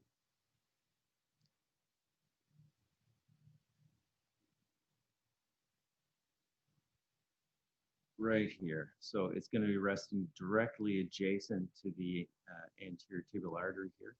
Okay, the intermuscular septa and the interosseous membrane that sits between the tibia and the fibula. If you start losing this nerve, just like the tibial nerve, I like to try and get some flow in it. And of course, because this is a live demo, I'm not going to see any flow in this nerve. I could mess around with the usually you get a nice flash of this artery here, but it's usually happening during live demos that are being recorded. Obviously, that you'll struggle away with try to find an artery. It's like the attending effect that you get when you're trying to demonstrate something to your to attending physician when you're training, and then you see it, and then someone else doesn't see it. So yeah, that happens. All right. True. Yeah. Okay, so we're gonna follow this guy down. It's very difficult to see this deep as well. This is not a nerve that you're going to initially be able to say, oh yeah, I totally see that nerve, and I'm going to scan it all the way down on day one of my learning. So back up to the popliteal fossa. We're gonna do these nerves at the ankle again. So don't worry about that. I just wanted to focus on technique for these nerves and localization, just as opposed to anything else, given the fact that this is an introductory course. Okay, so how do you find the sciatic nerve? The sciatic nerve is big, but that doesn't mean it's easy to see. What I like to do is I actually like to start with either the fibular nerve or the tibial nerve, whichever one I can see better. So I'll put my transducer in the popliteal fossa, wag it around, see if I can, which nerve I identify first. In this case, I'm identifying the tibial nerve. The tibial nerve is dead center in the middle. And then what I'm doing is on the corner of my eye, as I watch this descend, I'm waiting for the fibular nerve to come and join it.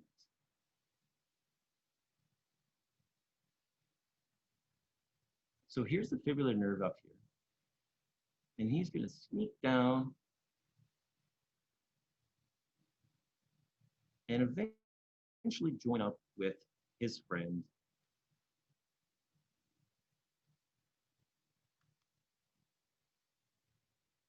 the tibial nerve, fibular,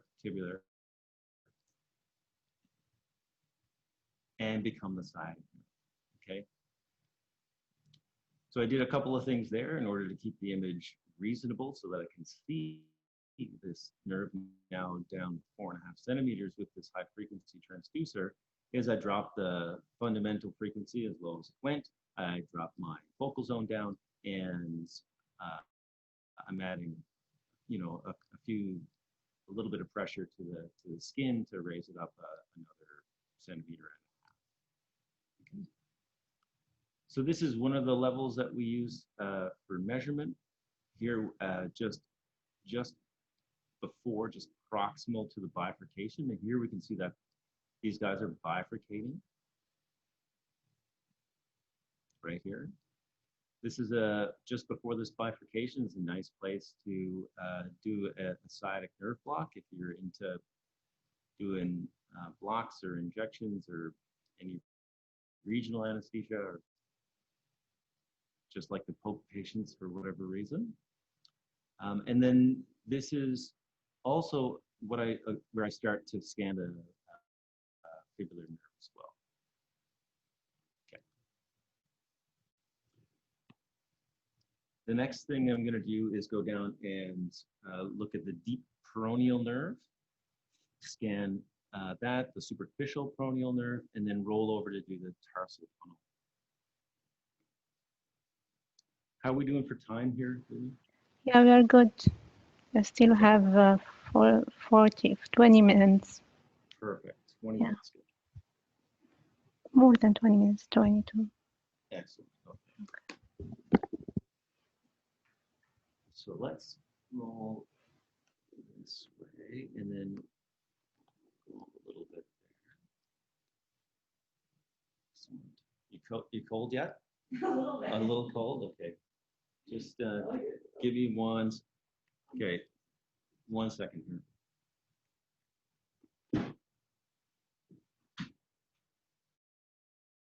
Okay.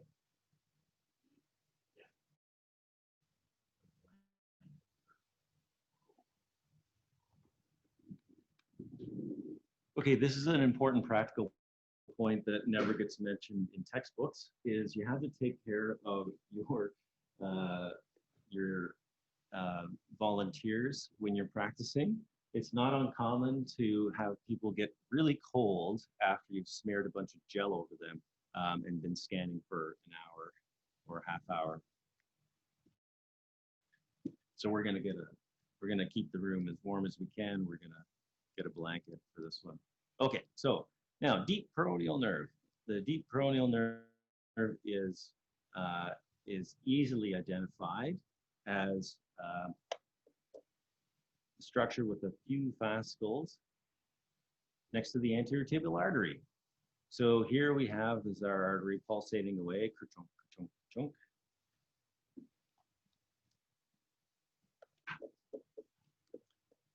Right here.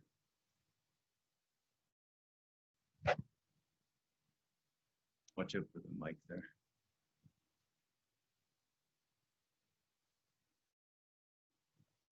Here it is. So the anterior tibial artery in the anterior ankle is going to be our landmark for this one.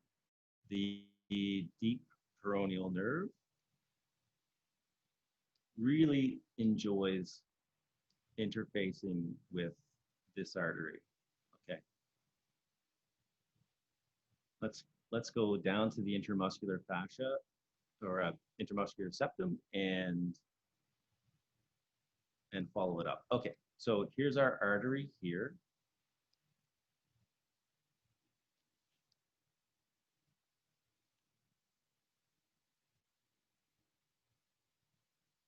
And then here is the deep peroneal nerve, or at least this is what I think it is. So I got this little black structure here. Let's see if it makes a liar out of it.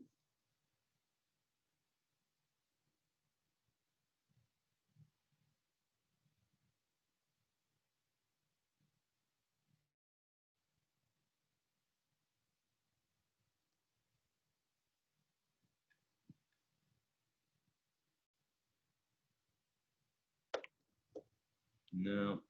So this, you can see it, it's coursing over. Here it is right here.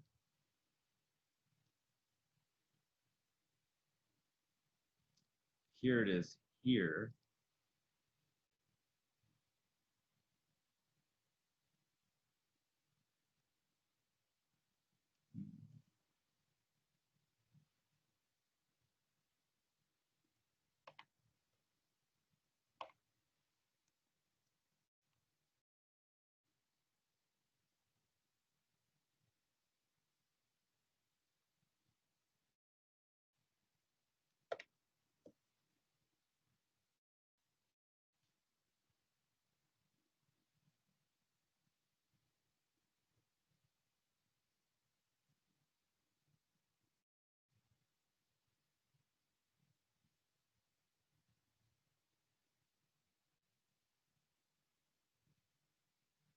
So it's staying anterior to the right side of the screen of the anterior tibial artery here.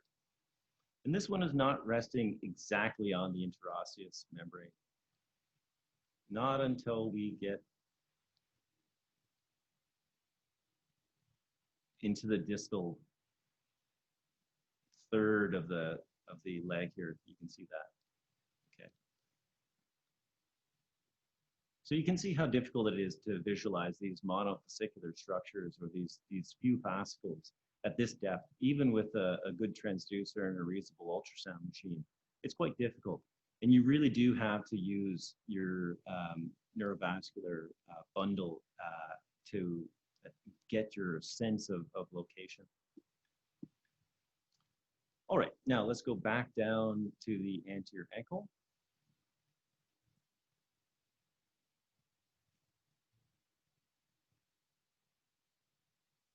Here we are again. I've localized the artery. That's my prime landmark. Here is the deep peroneal nerve.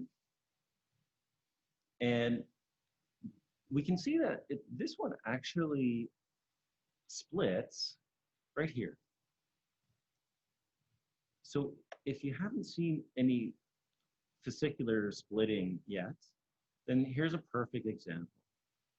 So we have at least two fascicles here. They roll up. Oh, we got 3, 4, 1, yeah, 1, 2, 3, 4 fascicles. And then this guy decides to leave its friends and goes this way. Now this is going to be the sensory branch of the deep peroneal nerve that you can follow in some people all the way to the first web space. So those fascicles are the most medial, which is the right side of the screen here. The other fascicles are going to go to EDB.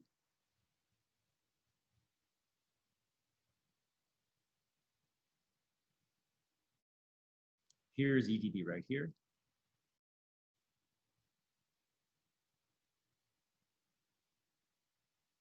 And I've lost myself. Go back. Here's our nerve.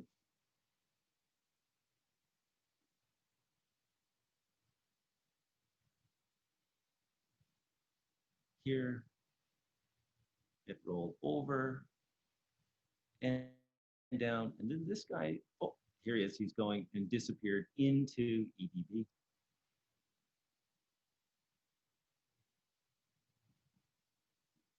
I like to use ultrasound for this nerve to localize it. I do interventions, so I do blocks here. But it's also helpful if you're stimulating this nerve and you're having some difficulty with your nerve conductions. It's very helpful. It's quick and easy to throw this transducer on there and help out with your conduction studies. I think starting off with the yeah, just roll. Yeah, that's perfect. Yeah. So I think starting off with learning ultrasound in the EMG lab is wonderful because you don't have to use it from a diagnostic perspective. You can just use it to help yourself along. Okay, now let's look at the tibial nerve, distal now. So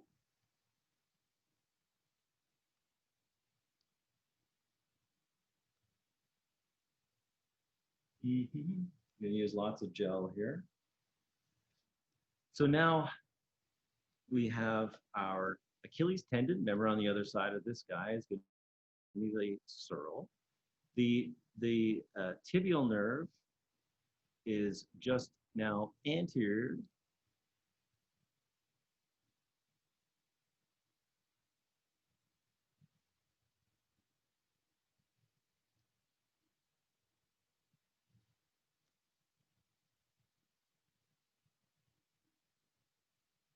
Okay, so wiggle your toe. There we go. Excellent. So we have this is FHL. FHL. And so we have tibialis posterior, flexor flexor digitorum longus, and flexor hallucis longus. So Tom, Dick, very nervous Harry in the tarsal tunnel. Here is the medial retinaculum that's coursing over these guys. If you're really slick, you can watch the medial calcaneal branch of the side of the tibial nerve come off. Usually follows a little neurovascular portion of the posterior tibial artery here and comes off, and then this innervates. Let's bring this up.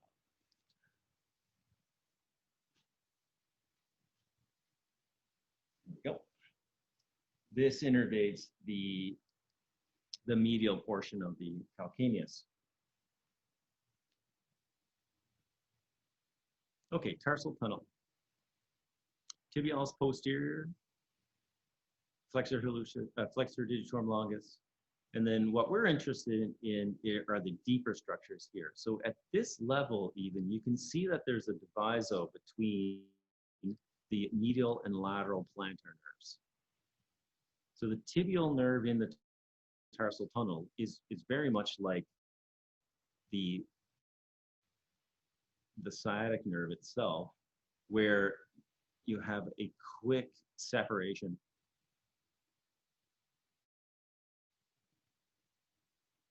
of these two nerves. And these two nerves, you have to pick one and follow it along.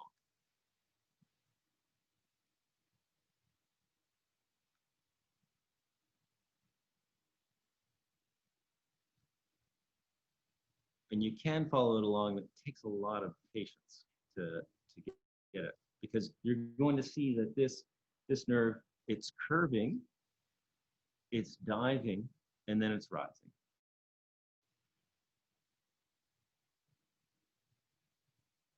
So let's follow.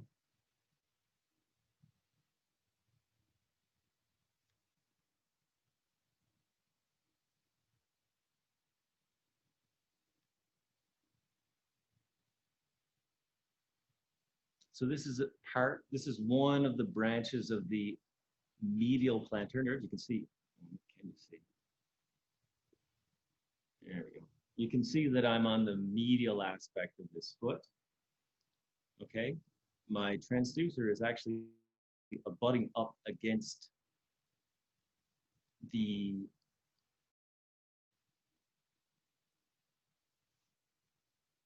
first MTP here, just on the plantar aspect. I'm pretty sure we can see that. Yeah. The transducer then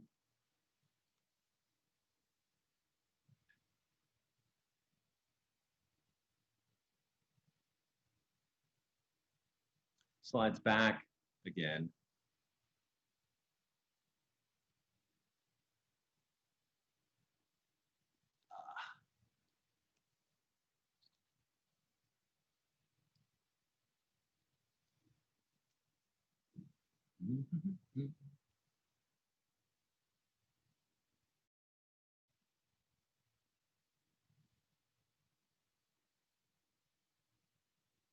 Okay, here we are back again. So if you're wondering why I just stopped for a moment, it's because when you take your eye off the screen with these fascicles to look at something else and then go back to the screen, your brain does have to do a reset. So if you've ever wondered, you know, if you're just slow or, you know, inexperienced and that's, and you have that occur to you, no, that happens to everybody. Okay, so I'm just gonna follow this. This is the lateral plantar branch. Here, come on. Hey, there we go. Okay, so we can see here that we're back in the tarsal tunnel. It doesn't look exactly like I did before, but that's because I followed things up proximal, distal to proximal. And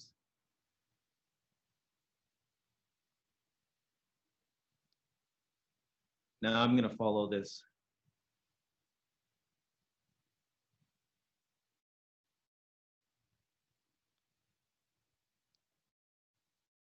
It's going to make a liar of me again.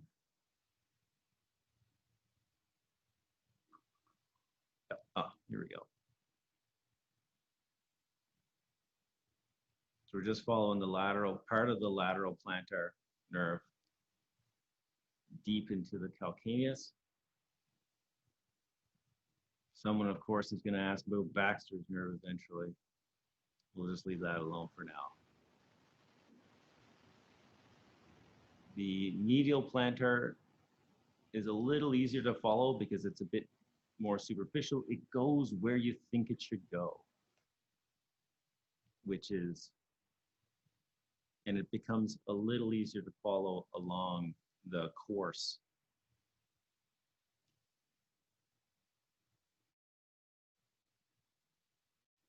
Okay. All right. So what you can't see, I know it's difficult to see the transducer here, but I think the transducer position is not really important because I'm not looking at it. Really what you have to do with the plantar nerves is spend hours and hours and hours scanning and scanning and scanning and throwing it out the window and getting frustrated with it and then coming back to it. But I am trying to follow lateral plantar branches and medial plantar branches for you, just to give you a sense that, look, these are identifiable features. You can do it, you can find it. And certainly we can use ultrasound to facilitate evaluation of some of these nerves. And I can tell you that that it's very rewarding when you put your transducer here in the tarsal tunnel, you identify the tibial nerve, you're being referred a patient for tarsal tunnel syndrome, and you get a big, big black hole right here. And I can tell you that probably you're going to find more cases of ganglion cysts presenting as tarsal tunnel syndrome with just very basic ultrasound skills.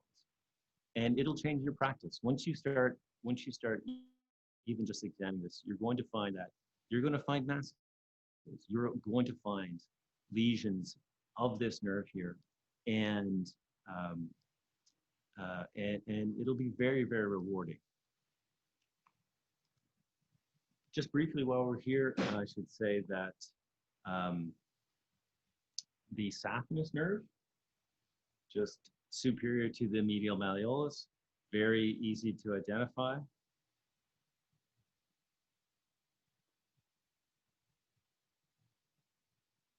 It's going to rest next to a small, I think it's a small saphenous vein.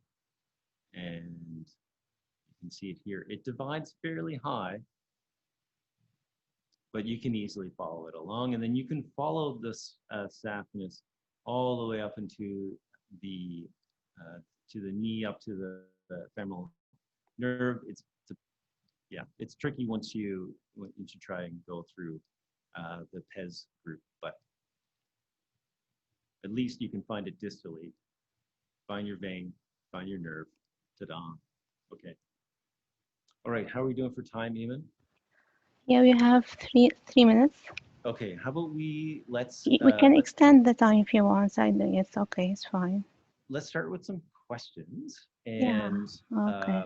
and that, and then I think we covered the basic nerves, so we are fine, I think. No, I think so.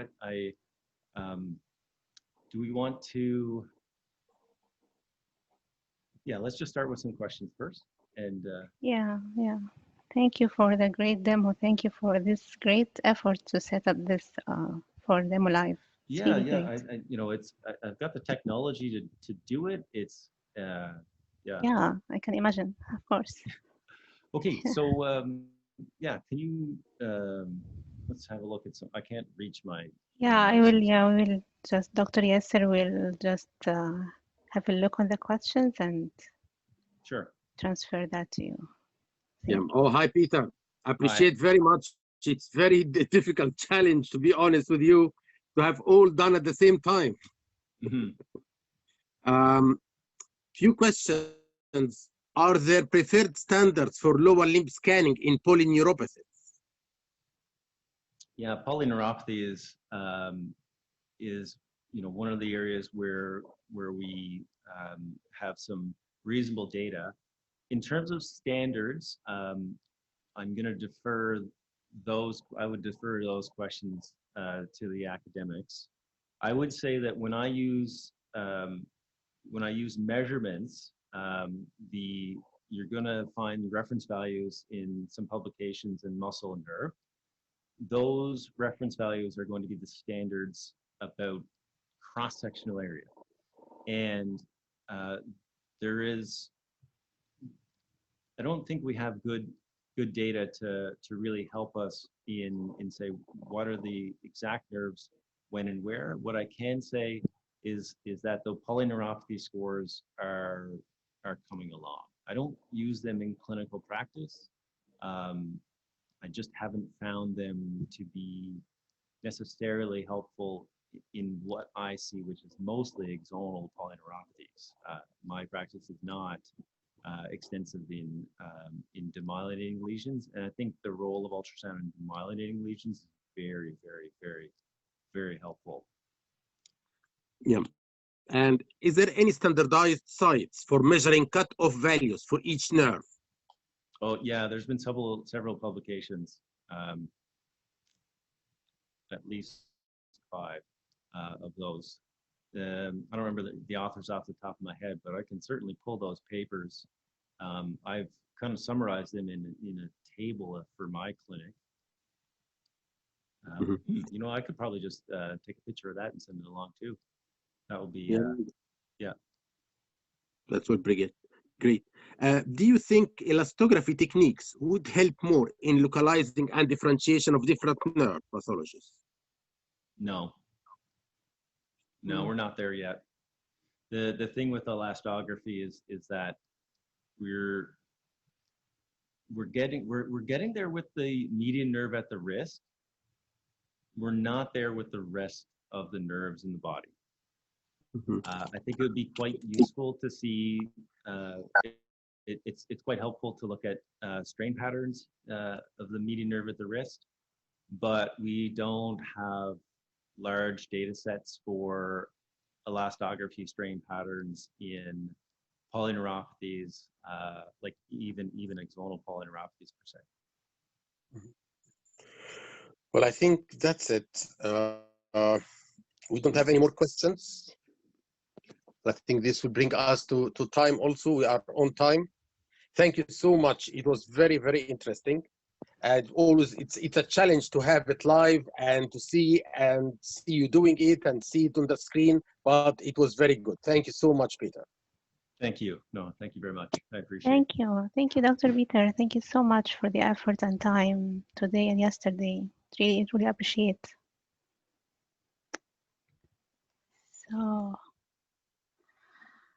So everyone, hi everyone again. We'll have a short break for 20 minutes and then we get back. And I will going to talk in the last talk about the neuromuscular ultrasound report. So just relax for 20 minutes and we'll get back at 7:20. Thank you.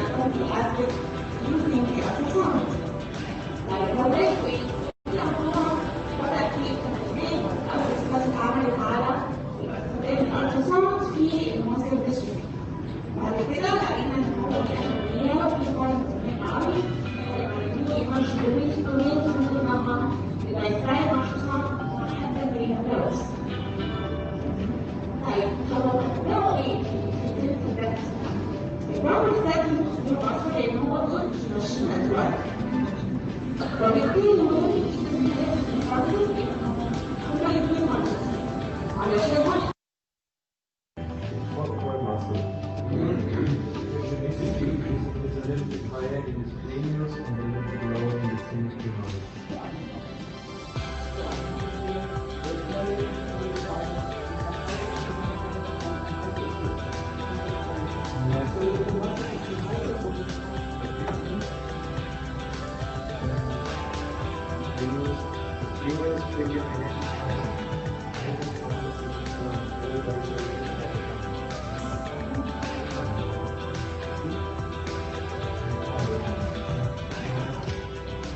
So this is typical.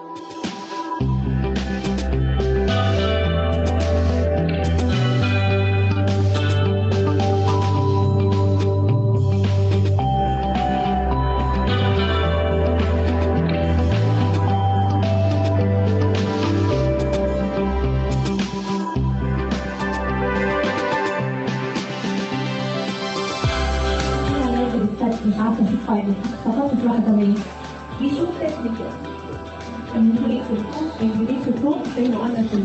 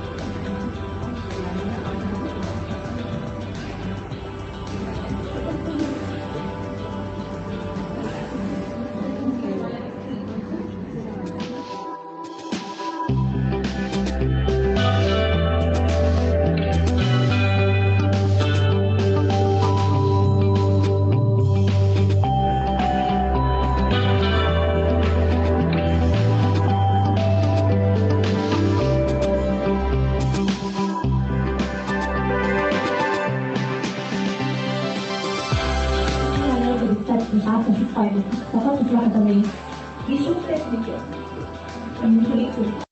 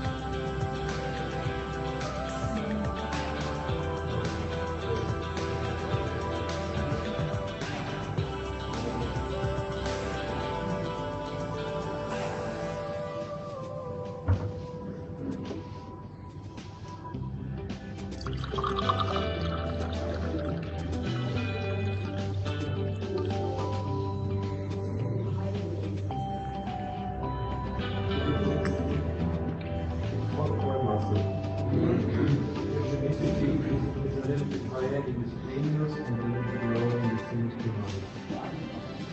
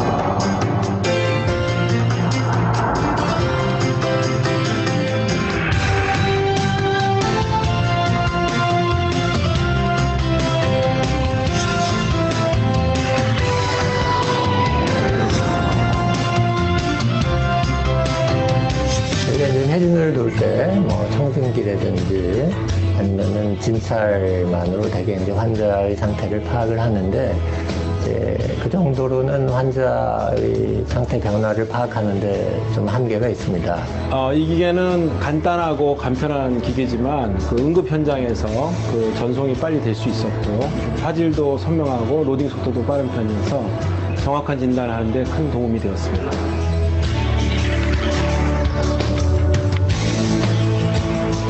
몸 상태는 괜찮고요. 혈액 검사도 많이 개선이 됐고요.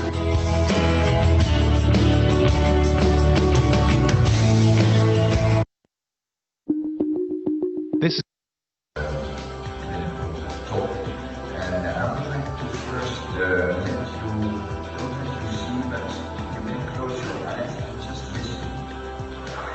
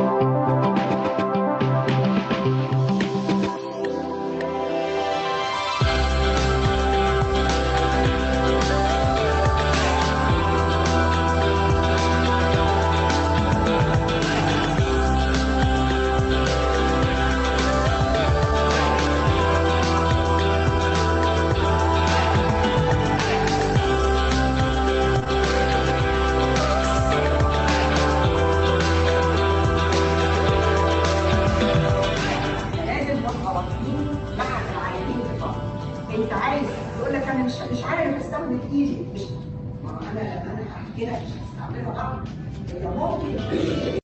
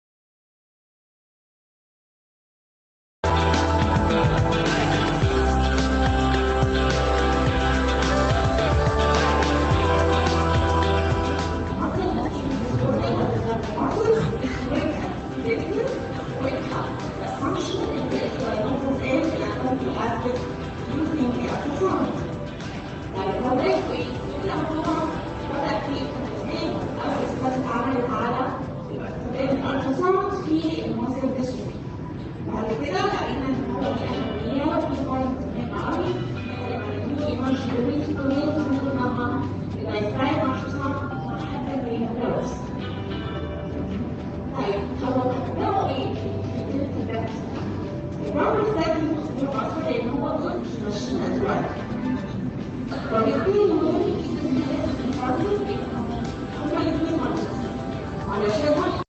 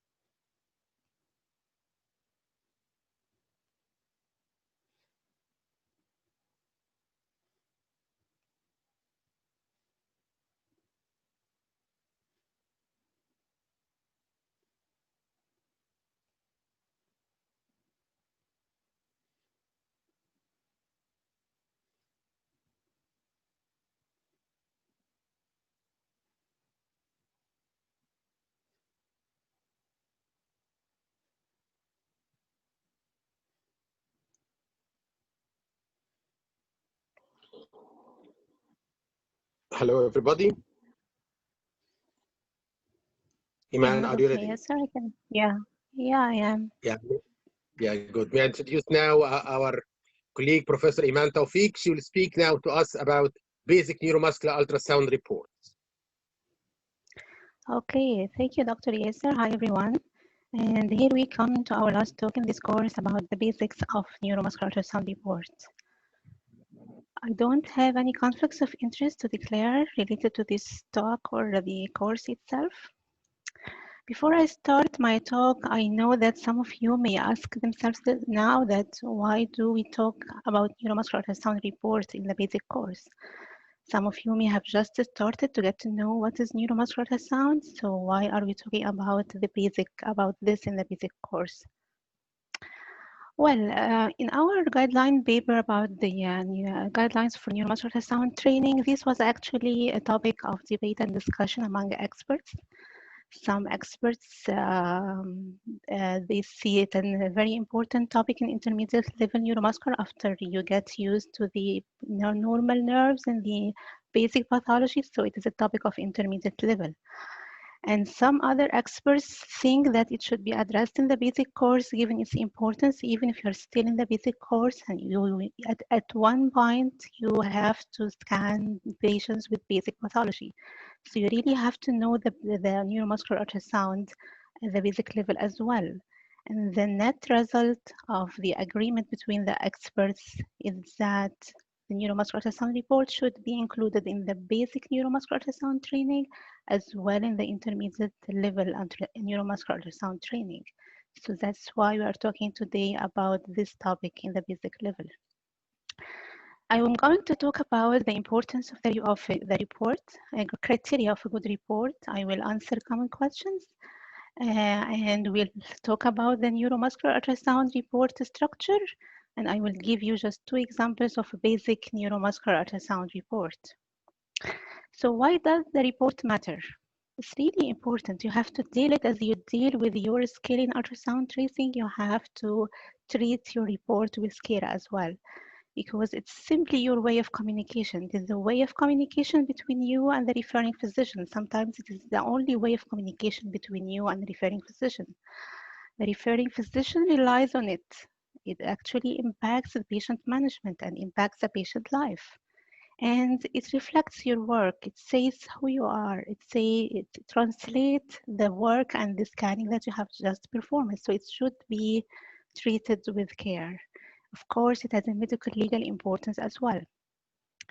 So don't hesitate to invest the time in writing your report, and you should consider it as a skill that you should acquire as well as you acquire the tracing or the scanning skill. The criteria of a good report. There are no strict rules for the criteria of a good report. You can write it the way you want, but there are the minimal standards for a good report. It should include basic elements. It should be brief and simple, yet comprehensive and informative. It should be well structured and formatted. It should answer the clinical question, provide a definite diagnosis if possible, and if not, at least provide a short list of differential diagnosis. You may have to suggest further management if the conditions need that or the patients need that, and it should be signed. You should not let your report go without signing it. The 4 common questions that I'm going to answer is that who should write the neuromuscular ultrasound report? What should I include in the report? Should I provide images? And which images I should include? And should the neuromuscular ultrasound report stand alone or combined with an electrodiagnostic report? Well, it's really well known that the performing physician should write the report, and at least it is my modest opinion. So you perform the scanning, you have to write the report yourself, and don't leave it for your colleague or your co-worker to write. But if this is inevitable, if time is busy and you have a busy schedule, at least you have to revise it very meticulously because your name will be on this report. So the structure of the report should include test and patient data, technique and procedure, the results, and the results should be in the form of itemized findings, and you should mention the normal and abnormal observation. Of course, there should be at the end a conclusion for the results. So should I include images or not? It depends upon the policy in your workplace or the institution you work in. Some institutions just don't include images in the report. Some others include it. Here we print it out. We don't send the report to the referring physician. We print it out and give it to our patients. So I have to include images in the report, and at least you should include the images with positive results. But all the images should be saved and available for review if requested, of course. The images should include the patient's ID and name, the date of examination, facility name. It should be annotated. Should mention the laterality, lateral side, left side, right side. Should mention the view. Is it axial view or longitudinal view? Should try to orient your image. Where is distal? Where is proximal? Where is lateral? Where is medial? And of course, it should include measurements as well. So your image should include here the patient's ID, name, and facility name, and the date of the test. But I masked this because of the privacy issues with the patient. And the image should put a mark on the nerve. You should try to annotate the surrounding structures, the muscles.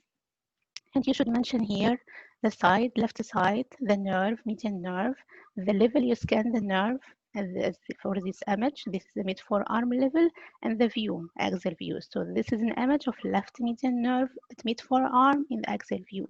And you should include your measurements as well, the cross-sectional area right here. So this should be the typical image that you add to your report or send it out. Try to store all your images in a place other than the machine, because sometimes you need a backup.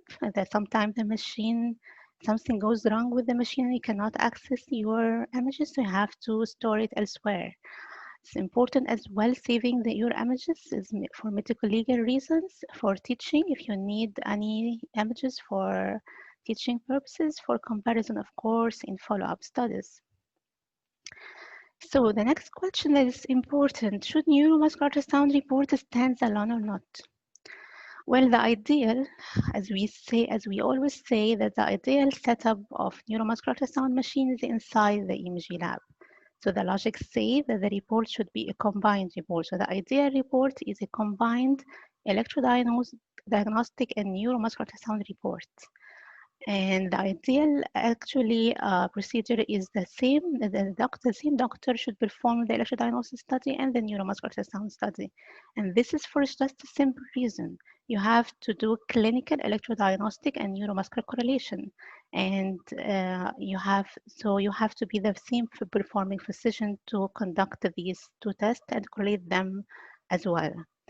But sometimes this is not practical. Sometimes it's not applicable. The patient sometimes is referred to you for neuromuscular ultrasound, but he did the electrodiagnostic study somewhere else. So what to do in this case? Simply, you can correlate your findings with the electrodiagnostic findings. For example, if the patient is referred to you for neuromuscular ultrasound for a traumatic nerve injury, presented in less than 6 weeks duration of trauma, and the electrodiagnostic study shows no response.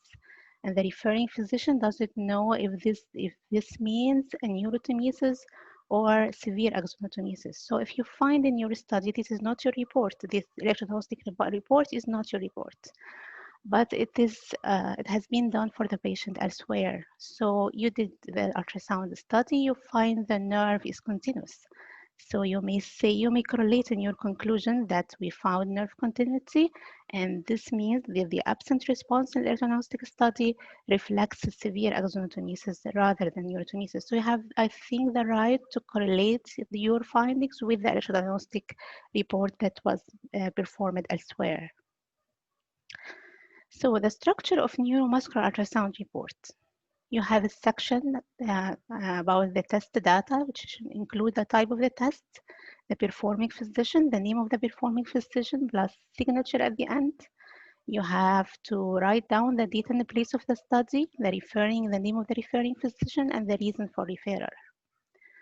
For the patient data section, you have to write the full name of the patient, gender, a unique ID number, and optional, you can write down height, weight, and body mass index. You may write the relevant history as well, diabetes, surgical transposition, for example, transposition of ulnar nerve, fixation of femoral fracture, or any other test done, including the electrodiagnostic study, if it has been performed before. So next, you have to write down a technique section, a section about your technique. So if you are scanning a nerve, you have to write down a technique, the nerve that you have assessed and the side examined. You have to mention as well the probe that you have used in the examination and the frequency that you have used.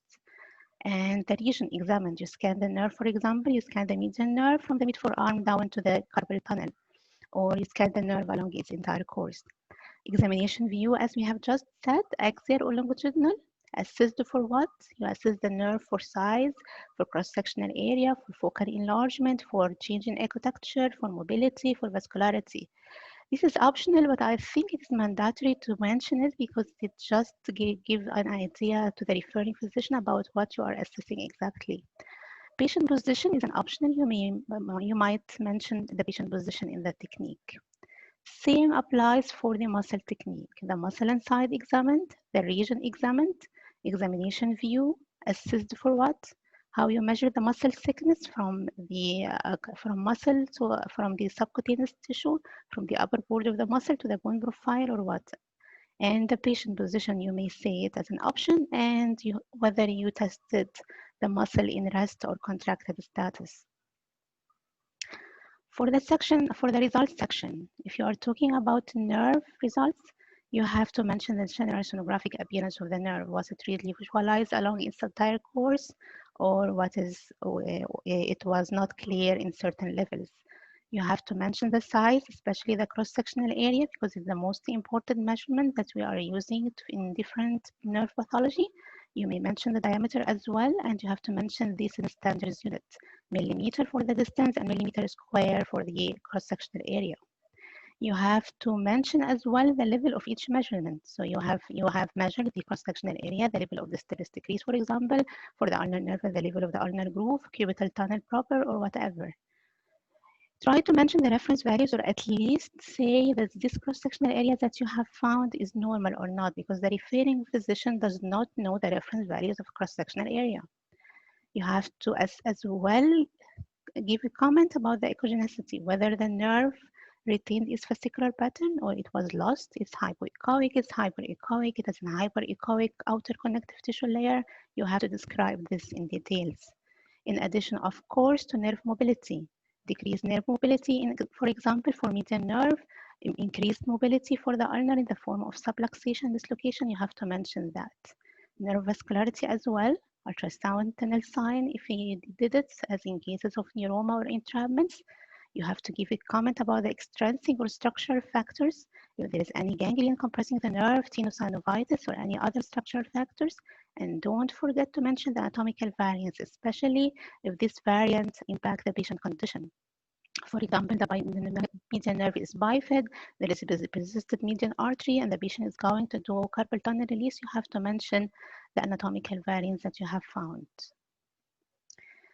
Same applies for the results for muscle scanning. You have to mention the general sonographic appearance of the muscle thickness with side-to-side comparison, level of each measurement. You have measured the cross-sectional area of the quad, for example, at the level of mid-thigh, or you have measured, for example, the biceps thickness at the level of the biceps thickness at the level of mid-arm.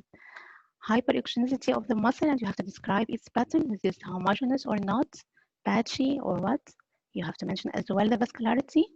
Don't forget the dynamic assessment, and especially important, the involuntary movements. You have found fasciculation, fibrillation, describe it. Sudden jerky movements, involuntary, affecting different parts of the muscle. You have to describe this. Of course, as Dr. Nancy, if you did a quantitative assessment, you have to do, or so we don't do that in daily practice. And don't forget again the anatomical variations of the muscle that you may find. The conclusion part or conclusion section, you should say this study is normal or abnormal. You should try to answer the clinical question. You should provide definite diagnosis if possible, or at least a list of possibility. If you recommend anything, you have to recommend based on evidence-based info. So you, for example, the scanning of the infraclavicular portion of the brachial plexus was difficult, and I recommend doing MRI. So your recommendation should be based on evidence knowledge. You have to compare with the previous studies if needed, especially in cases of traumatic nerve injury where you follow the patients over the months for evidence of any scar tissue, or in changing the cross-sectional area. For example, the nerve was swollen post-operative, and you have to follow this change in the cross-sectional area. So I will end up just to show you 2 examples of my report. This is just my report, my way of writing, so you feel free to write it the way you want. Here is the facility name. Here is the type of the test, neuromuscular ultrasound report. Here is the patient name, ID, referring doctor, reason for referral, examined by whom, date of the study. Then there is a section about the technique or the procedure, the results, the conclusion. And of course, your name and signature at the end. So for the technique, you have to say, what did you do? Neuromuscular ultrasound examination, for example, for the right and left median nerve, which probe you have used was performed using a wide band linear array transducer with a frequency reaching 19 megahertz. How did I trace the nerve? The median nerve was traced from the elbow to the palm and assessed for what? Assessed for size, ecotexture change, mobility, vascularity, presence, absence of anatomical variation or structural compressive factors. And the nerve, of course, you have to mention the view. You have to assess the nerve with the axial and longitudinal views. The results section, I like to put the things as items. So you have to give a comment about the nerve size. The median nerve was really visualized along the scanning path. And the median, you have to mention the median nerve cross-sectional area was within average at certain levels, but for example, here at the level of the inlet reaches 16 millimeters square. And I have to mention the normal up to 12. So there is increase as well cross-sectional area ratio between the rest and forearm cross-sectional area. And this denotes focal swelling of the right median nerve at the level of the tunnel outlet. And on the other side, there was within average values. You have to give a comment about the nerve ecotexture, nerve vascularity, no intraneural or perineural signal, nerve mobility, and the grading if you have it, nerve gliding in the longitudinal view as well. And don't mention if there is any anatomical variation. Here, there was no anatomical variation, and you have to say that you did not found any structural factors compressing the median nerve at the level of the carpal tunnel. Conclusion, you have to write down this neuromuscular ultrasound study, for example, revealed moderate focal enlargement of the right median nerve, the carpal tunnel. I think this is spelling mistake, a carpal tunnel inlet indicative of distal entrapment. No evidence of structural compressive factors and no evidence of anatomical variation that can be a risk factor for carpal tunnel. And you have to write down your name and sign it as well. So if you are combining neuromuscular ultrasound report with the electrodiagnostic report, so you just write a section about the electrodiagnostic part and a section about the neuromuscular ultrasound report, and then you write down a combined conclusion. So for example, here, this is a case of traumatic nerve injury of the right median nerve, and the nerve conduction did not elicit any compound muscle action potential. Trying to record from another muscle as well failed to elicit the motor response.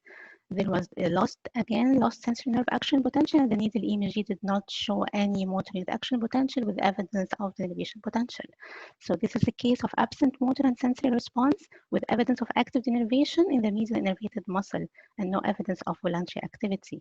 So this picture, the patient was within the 6 weeks of trauma. So I cannot tell by nerve conduction if this is due to severe axonotmesis or neurotomesis. So I have to do ultrasound study for this. And the ultrasound study for this patient showed actually here if there's a part related to the neuromuscular ultrasound report. Here you describe your procedure as well or technique, and then you write down the results of your nerve scanning. And here the nerve, actually the patient had a cut median nerve with evidence of stem neuroma. And here I'm describing the nerve and the neuroma, the size of the neuroma, the nerve defect, the length of the nerve defect, and the site of the proximal stem and distal stem. So here you can correlate in the conclusion you can correlate the neuromuscular ultrasound findings with the diagnostic findings. So here, neuromuscular ultrasound study revealed discontinuity of the right median nerve at the distal forearm. These findings here I correlate with the electrophysiological findings reflecting neurotonesis rather than axonotmesis. I am describing for the surgeon the nerve gap. Nerve gap is how long it is in length, extending from a point 1 to distal crease to a point 4 centimeter proximal to the distal wrist crease. So here I'm describing the site of the proximal stem and the site of the distal stem with evidence of stem neuroma in the 2 nerve ends. So this is my way of writing a report in case of traumatic. This is not a topic for in the basic, but I just wanted to show you how we can correlate the neuromuscular ultrasound findings with the diagnostic findings in one report.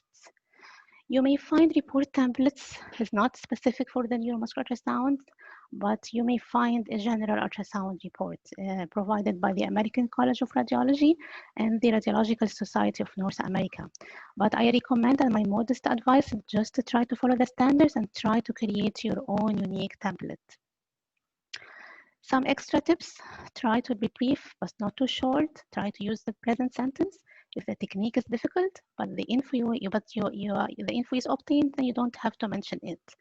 But if the technique is difficult and it affects your visualization of the nerve or muscle, you have to mention it.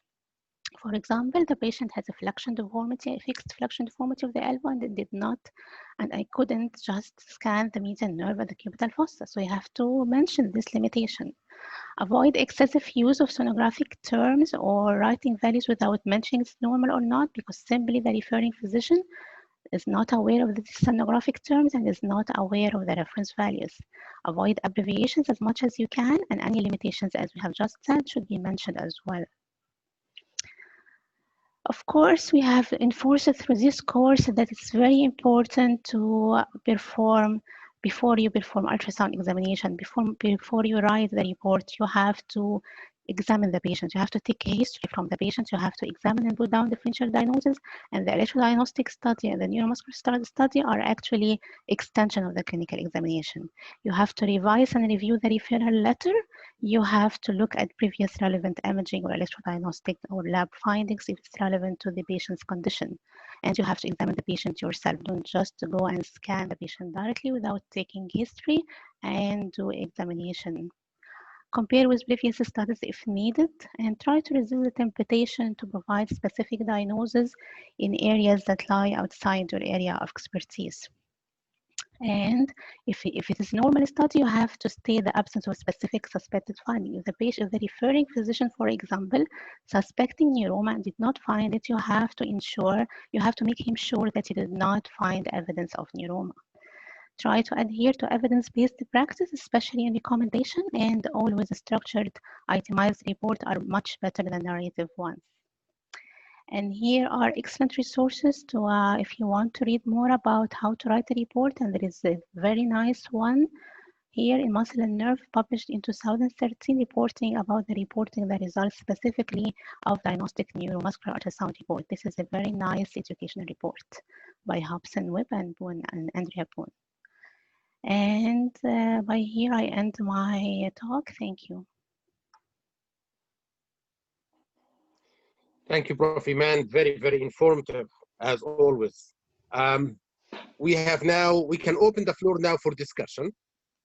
Do we have anybody else from the speakers today, or we have you only? I'll have to look if Dr. Peter is still with us, right, Dr. Peter?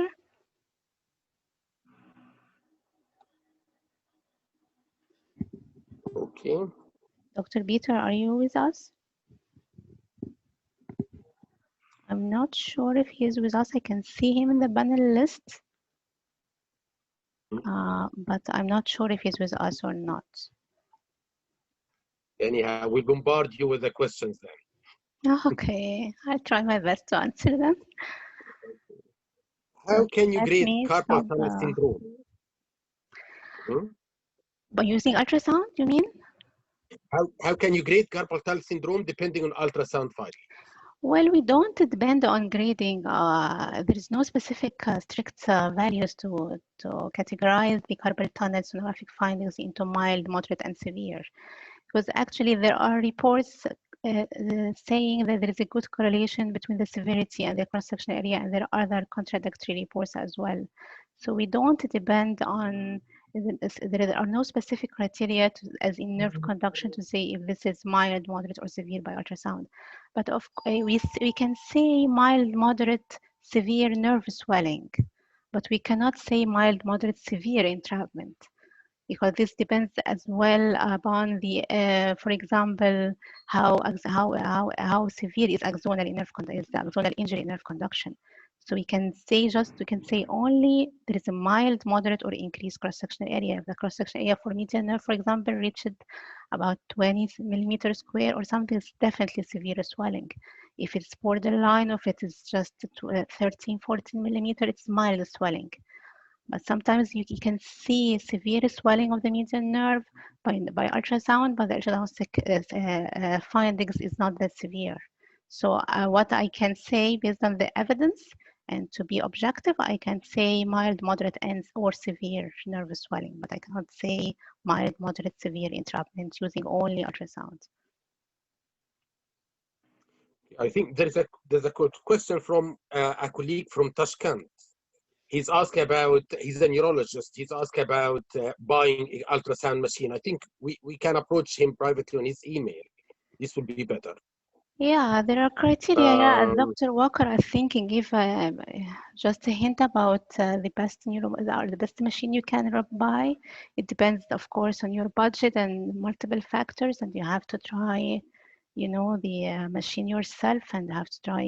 You have to decide based on your needs if you're going to use it for neuromuscular ultrasound only, or if you're going to use it for other scanning like musculoskeletal. So I think, yeah, it's better to just answer him through email, so I'll try to get contact. yeah. Can you remind us about the cross-sectional area of the median nerve that suggests carpal tunnel syndrome and the ratio? Well, the reference value, there are, I think 12 is a borderline. 12 millimeter square of cross-section area of the median nerve at the level of the tunnel inlet is a borderline. Above that is definitely abnormal. Some reports have there's documented that the cutoff value is 10 millimeter square, but we usually use the 12 millimeter square as our cutoff value. For the ratio, more than 1.4, it is to forearm cross-sectional area ratio. If the median nerve cross-sectional ratio at the level of the tunnel inlet is more than the forearm cross-sectional area by more than 1.4, then this is definitely a distal focal swelling due to distal entrapment. So the cross-sectional area more than 1.4 is abnormal. And this applies for any kind of entrapment, not just the carpal tunnel. Can neuromuscular ultrasound help us in the assessment of post-carpal tunnel release surgery? I mean, signs of success release. Yeah, you can do that, especially if you have a pre-surgery study, and you can compare if the cross-sectional area has decreased, but just put in mind that the nerve can be swollen post-operative normally as a kind of reaction of the nerve to the release and the manipulation of the tissues. So you have to be aware of this normal post-operative change and follow up over the months. It can benefit us actually if the patient does not improve and has new clinical findings or new symptoms. We can identify cases of neuroma in the palmar cutaneous branch as a result of the injury of this nerve during the study. So we can sometimes see the transverse carpal ligament if it is completely released or not. Sometimes it regains again its thickness and become continuous again and form and causing the recurrence of the symptoms. So it's really helpful in post-carpal tunnel release, and I think should be routine as well in cases of post-carpal tunnel release, especially if the patient does not improve. Good. We don't have any more questions, which tells that it has Okay. been very well received. Okay. Thank you. No questions about the report, so I have nobody just a sent few. anything I to have us. just wait, Homer, for a few minutes. I have just the last thing I want, just very few closing remarks. I will share my screen again. Just there are important information in this few slides, so just stay with me for 1 second to share this closing remarks, and then medical conference will end the meeting. So, are there any more questions in the chat or the question and answer? Everyone left or what? Or are you there?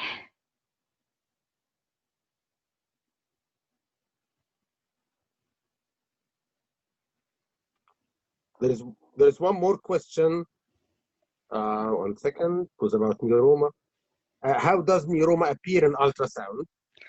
It appears as a sudden, abrupt change in the side and ecotexture of the nerve. So, for scanning a median nerve, you have to, in cases of traumatic nerve injury, you have to start scanning at the side distant from the site of the trauma to be able to capture the pathology at the site of the trauma. If you start at the site of the trauma, not be able, the anatomy is usually disturbed, but you'll not be able to figure out which is nerve, there's scar tissue or something.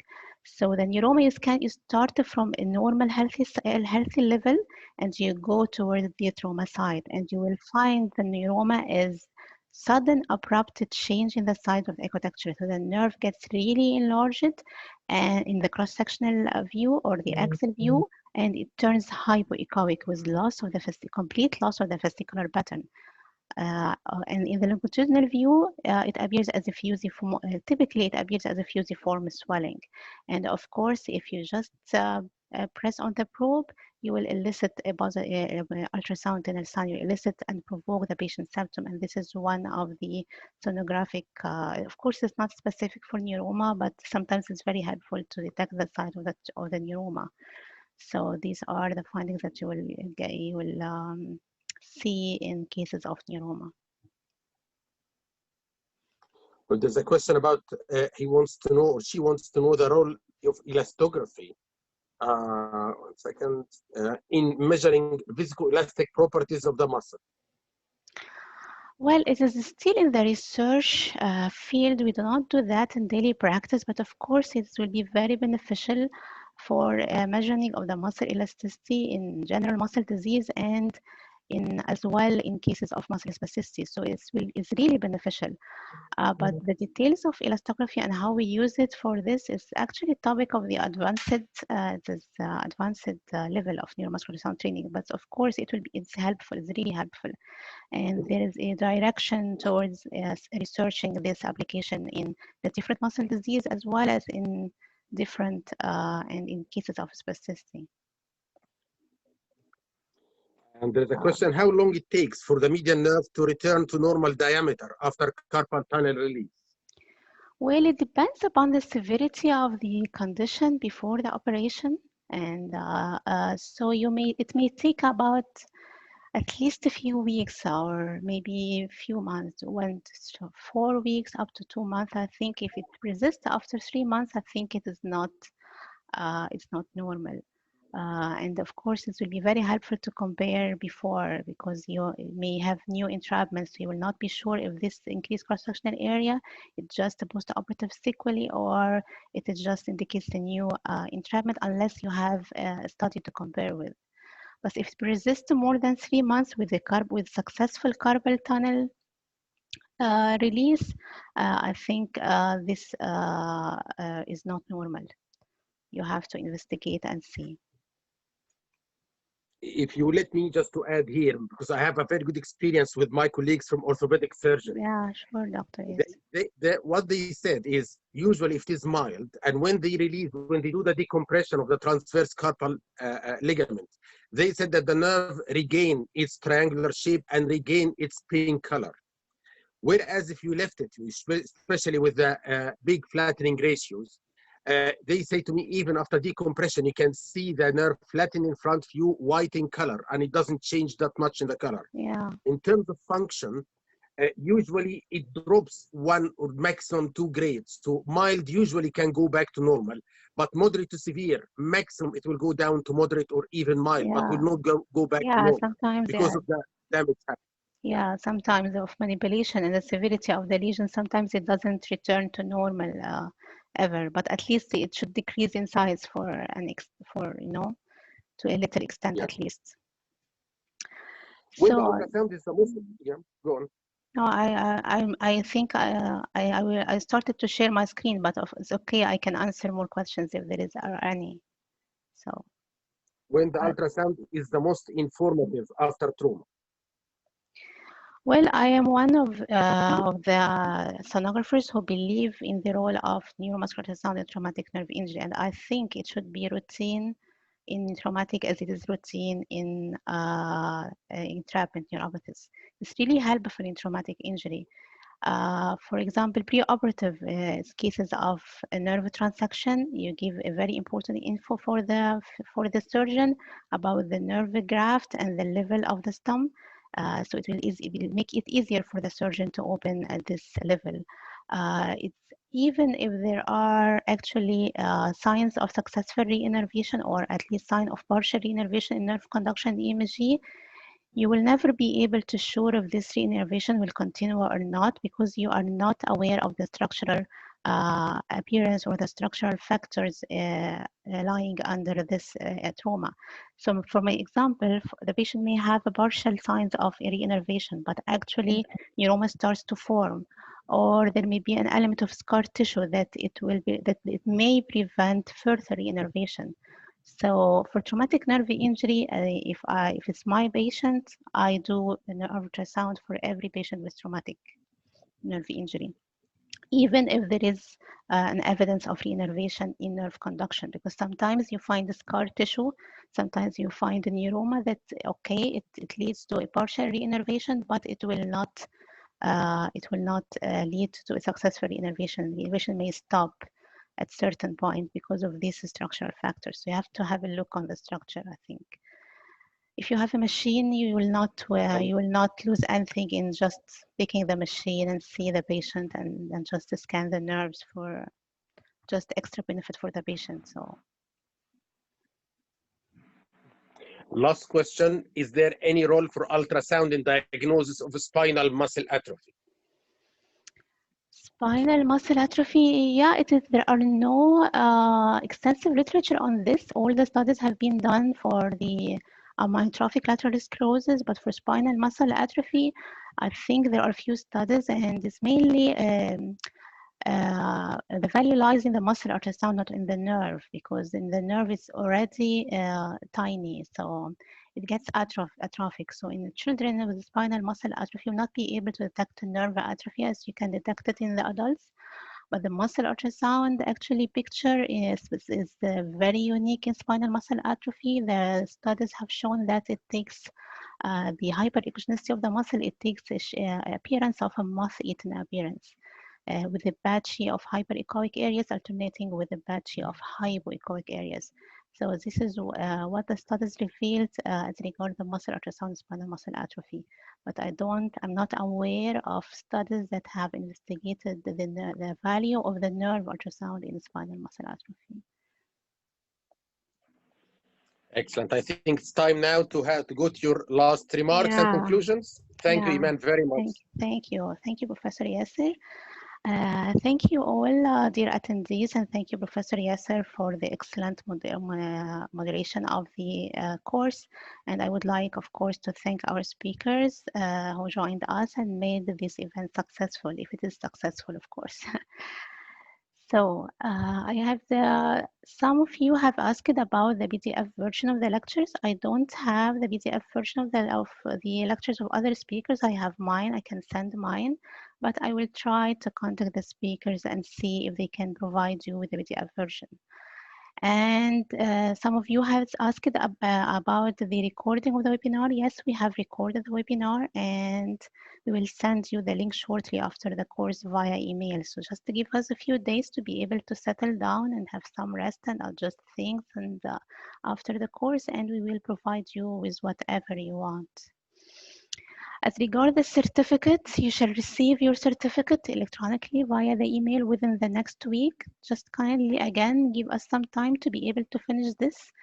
We will try our best to send you a certificate with your name and the credit points that reflects your actual attendance.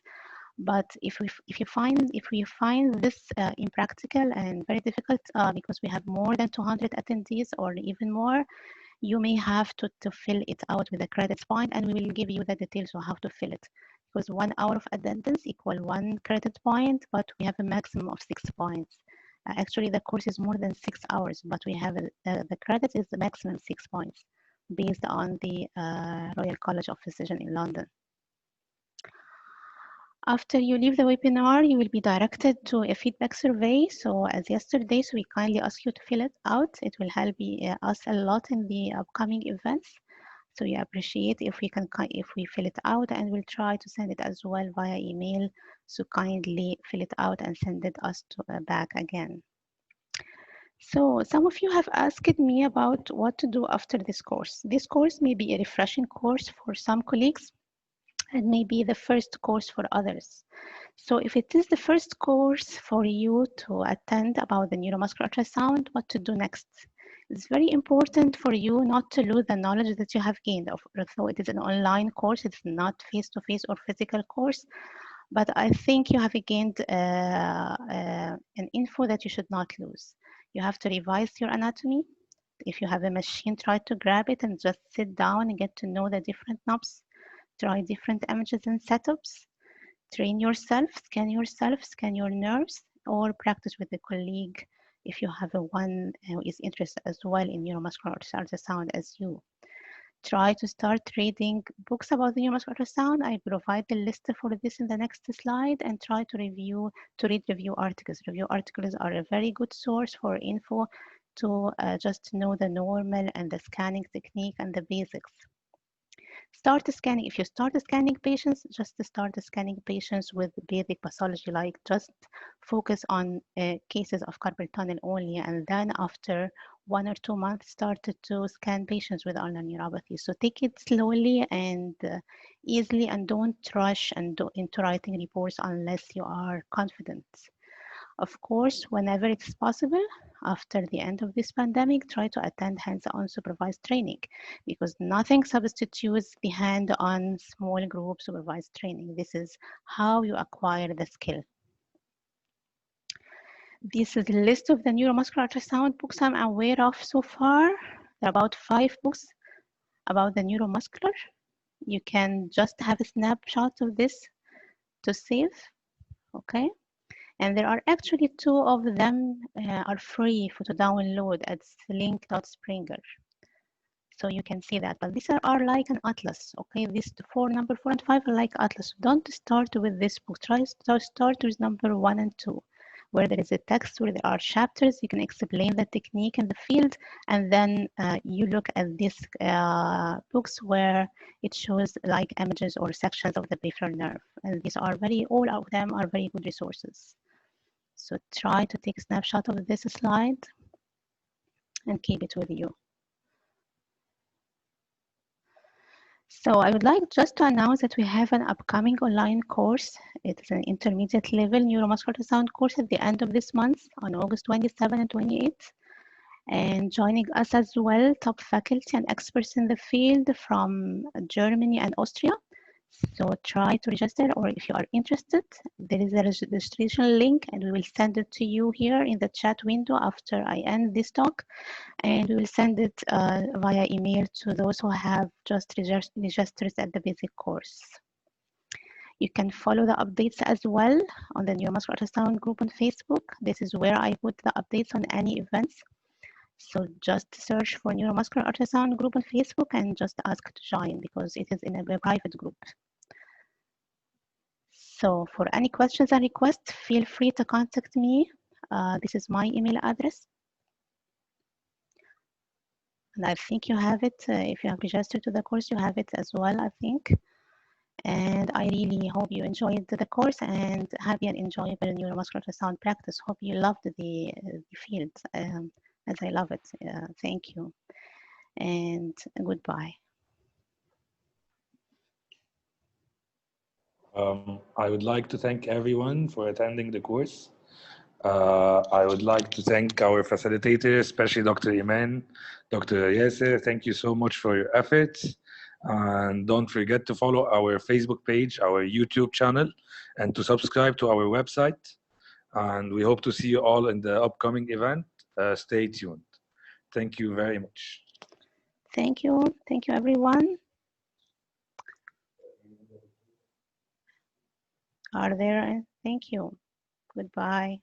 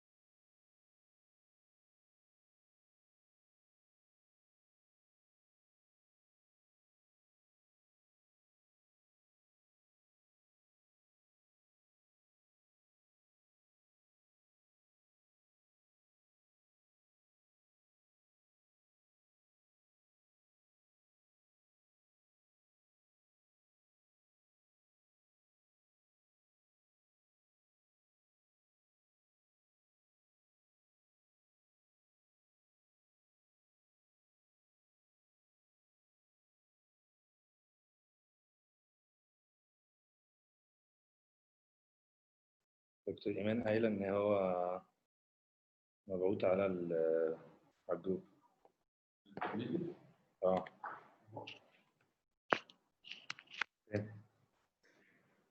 ابعتولي لو كده يا محمود على طول. خدوا كوبي بيست.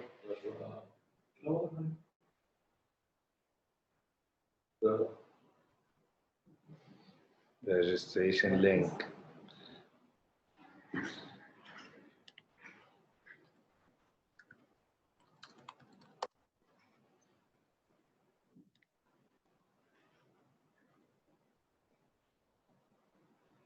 And here is the registration link intermediate اهو. كمان سي. لا كده. كمان سي. الله. كمان سي. خلاص انا هتعامل يا جماعه. chat. كمان سي. registration link to intermediate.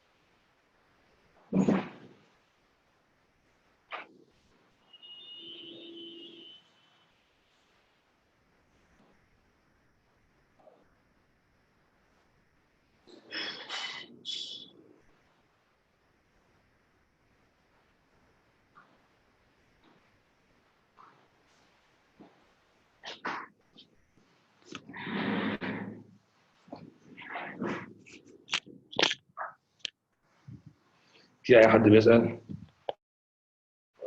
أنا هرد أنا أهو. The certificates will be sent to you by email from Medica Conference. أنا عايز أخليه بقى إيه to all.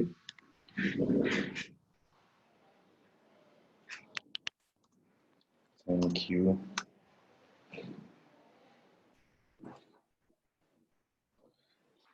We will be waiting for the upcoming event. Stay tuned.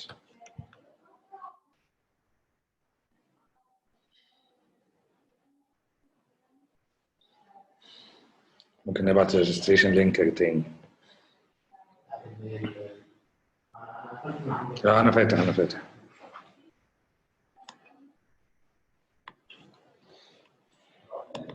أيوه.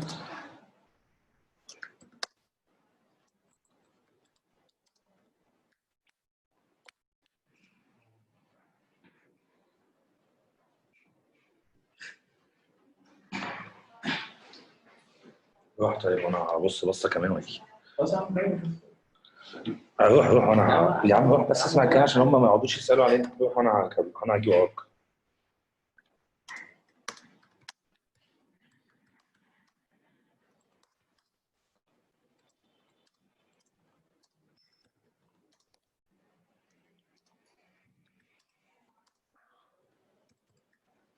عايز ابعت الفيسبوك لينكس والحاجات دي تاني. لا مش موجودة في الشات. ابعتها لي على الواتس.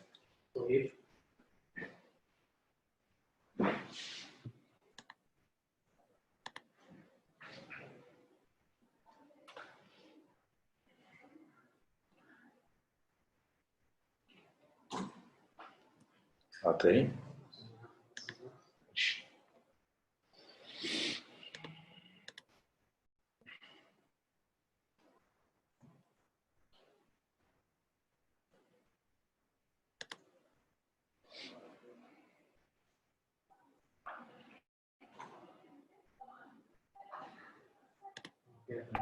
بعتها.